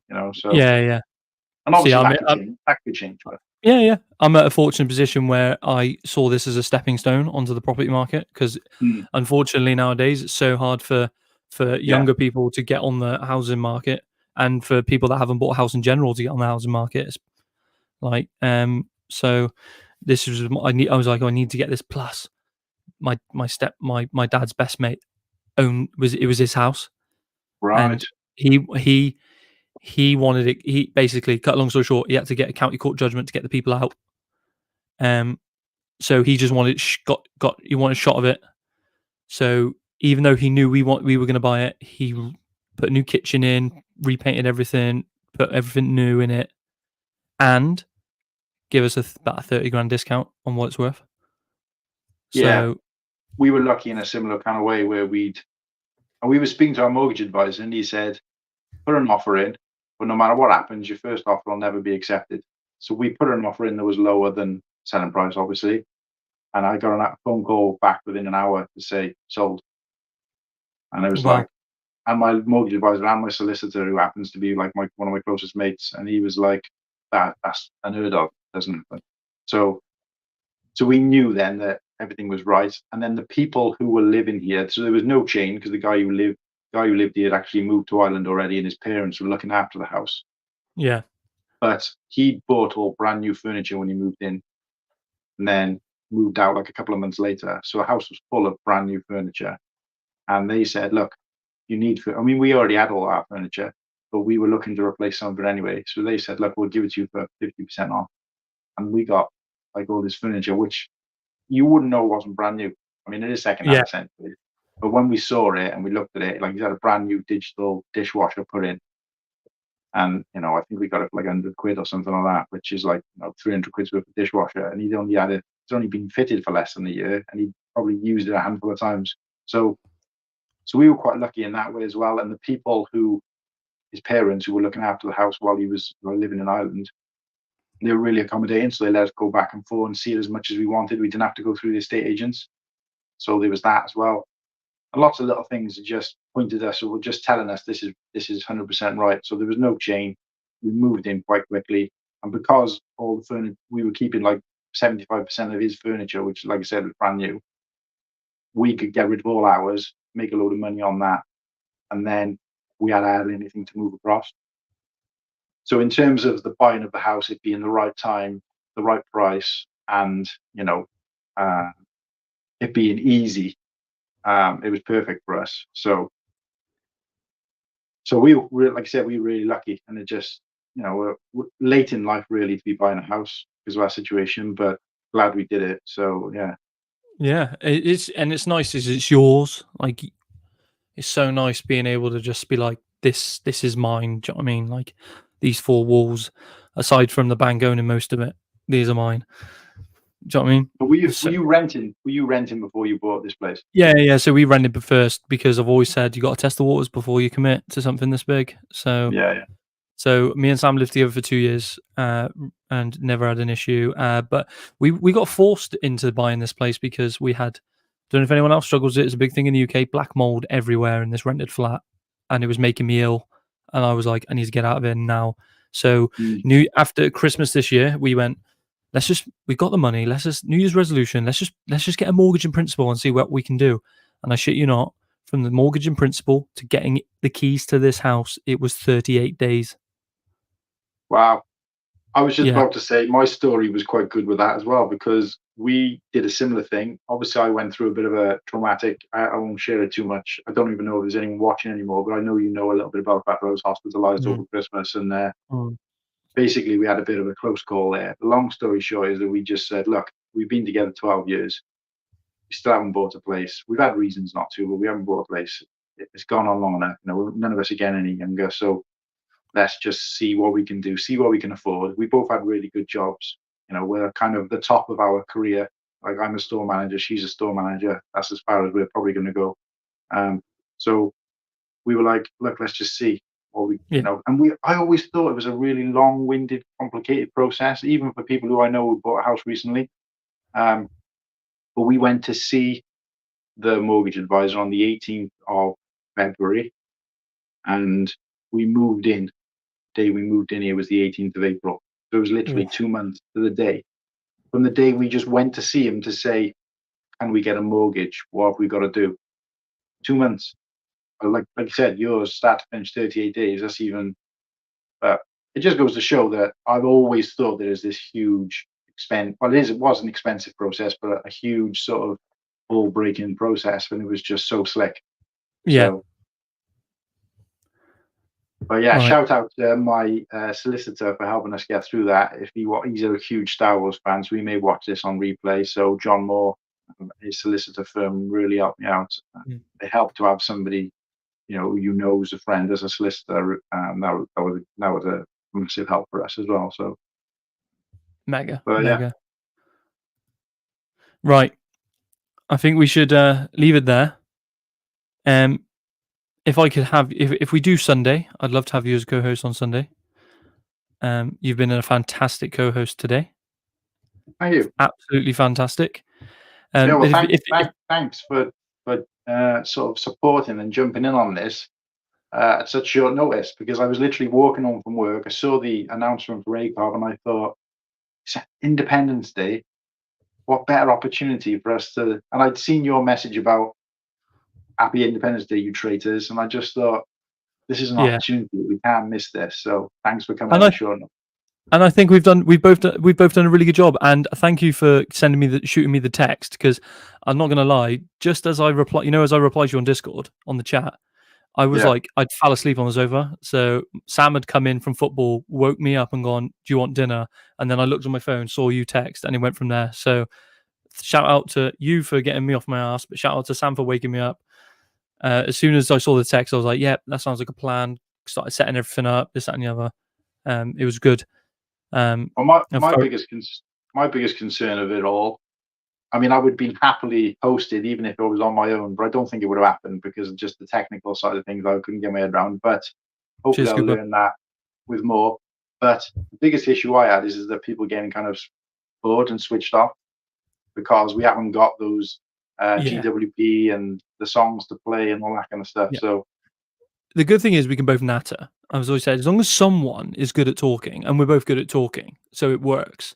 But over this couple of weeks, and I want the input from the UK boys / the Girth Gang / everyone, the whole community.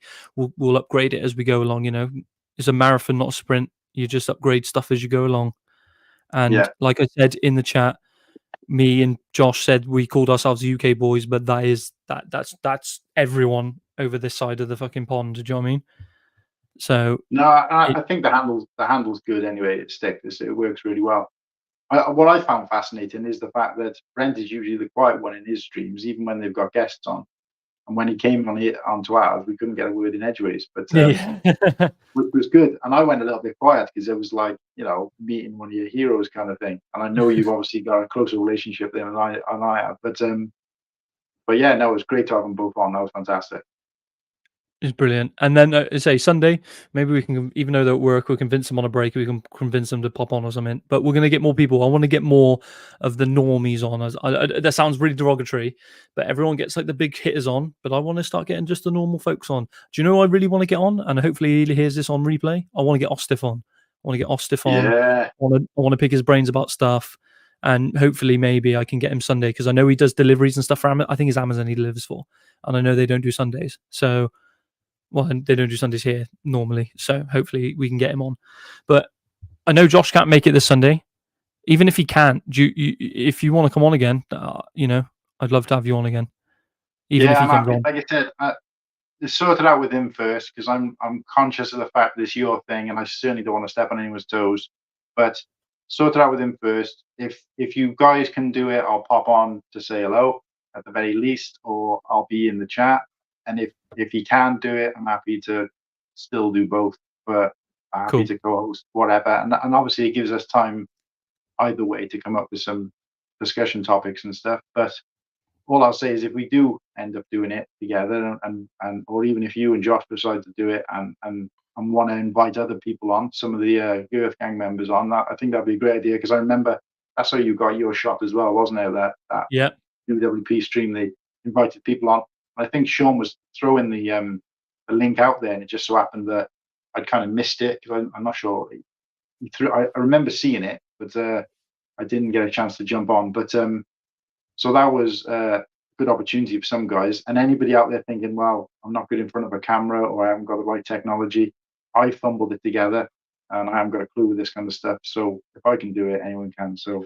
Exactly. And like you said, I first come on a live stream was when they went, do you want to come on? I think Sean messaged me, he was like, do you just want to come on? Like, and I was like, never done a live stream before, and I was like, oh, go on then, and just do it.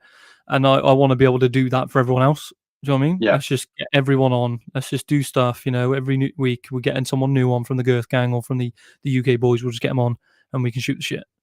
And it sounds good. But yeah, and I'll again, just a quick shameless plug. I've got a bit of an idea to.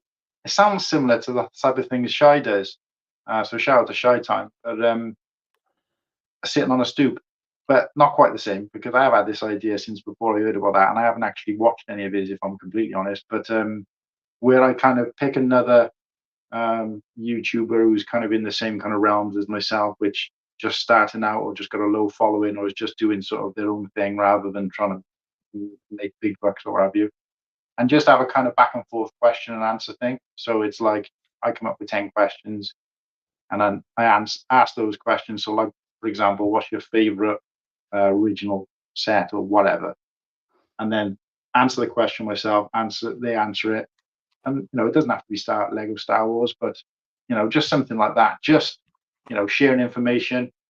But obviously that's not necessarily exciting for people to watch. So that's the bit I need to work on before we take it any further. But that's something that I'm hoping to bring to my channel soon. So yeah, cool on Luke Bricks. Check it out. Yep.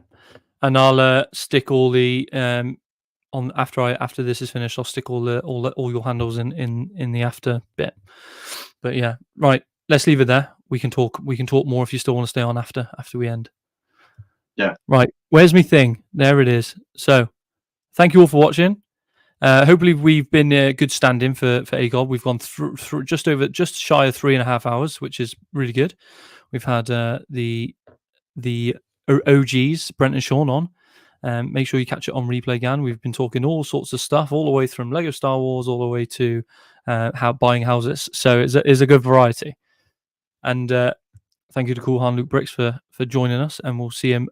No doubt we'll see him multiple times over the course of the times to come, and that is us. So let's put us out.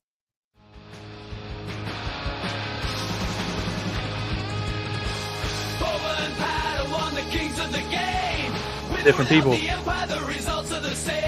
Their strategies are flawless, their moves are divine. Thank you very much, everyone, and we will see you again, hopefully, Sunday. Sunday, it will be 2 p.m. for everyone in the UK, in the US, and it will be about 6:30 for us over here. Thanks, guys.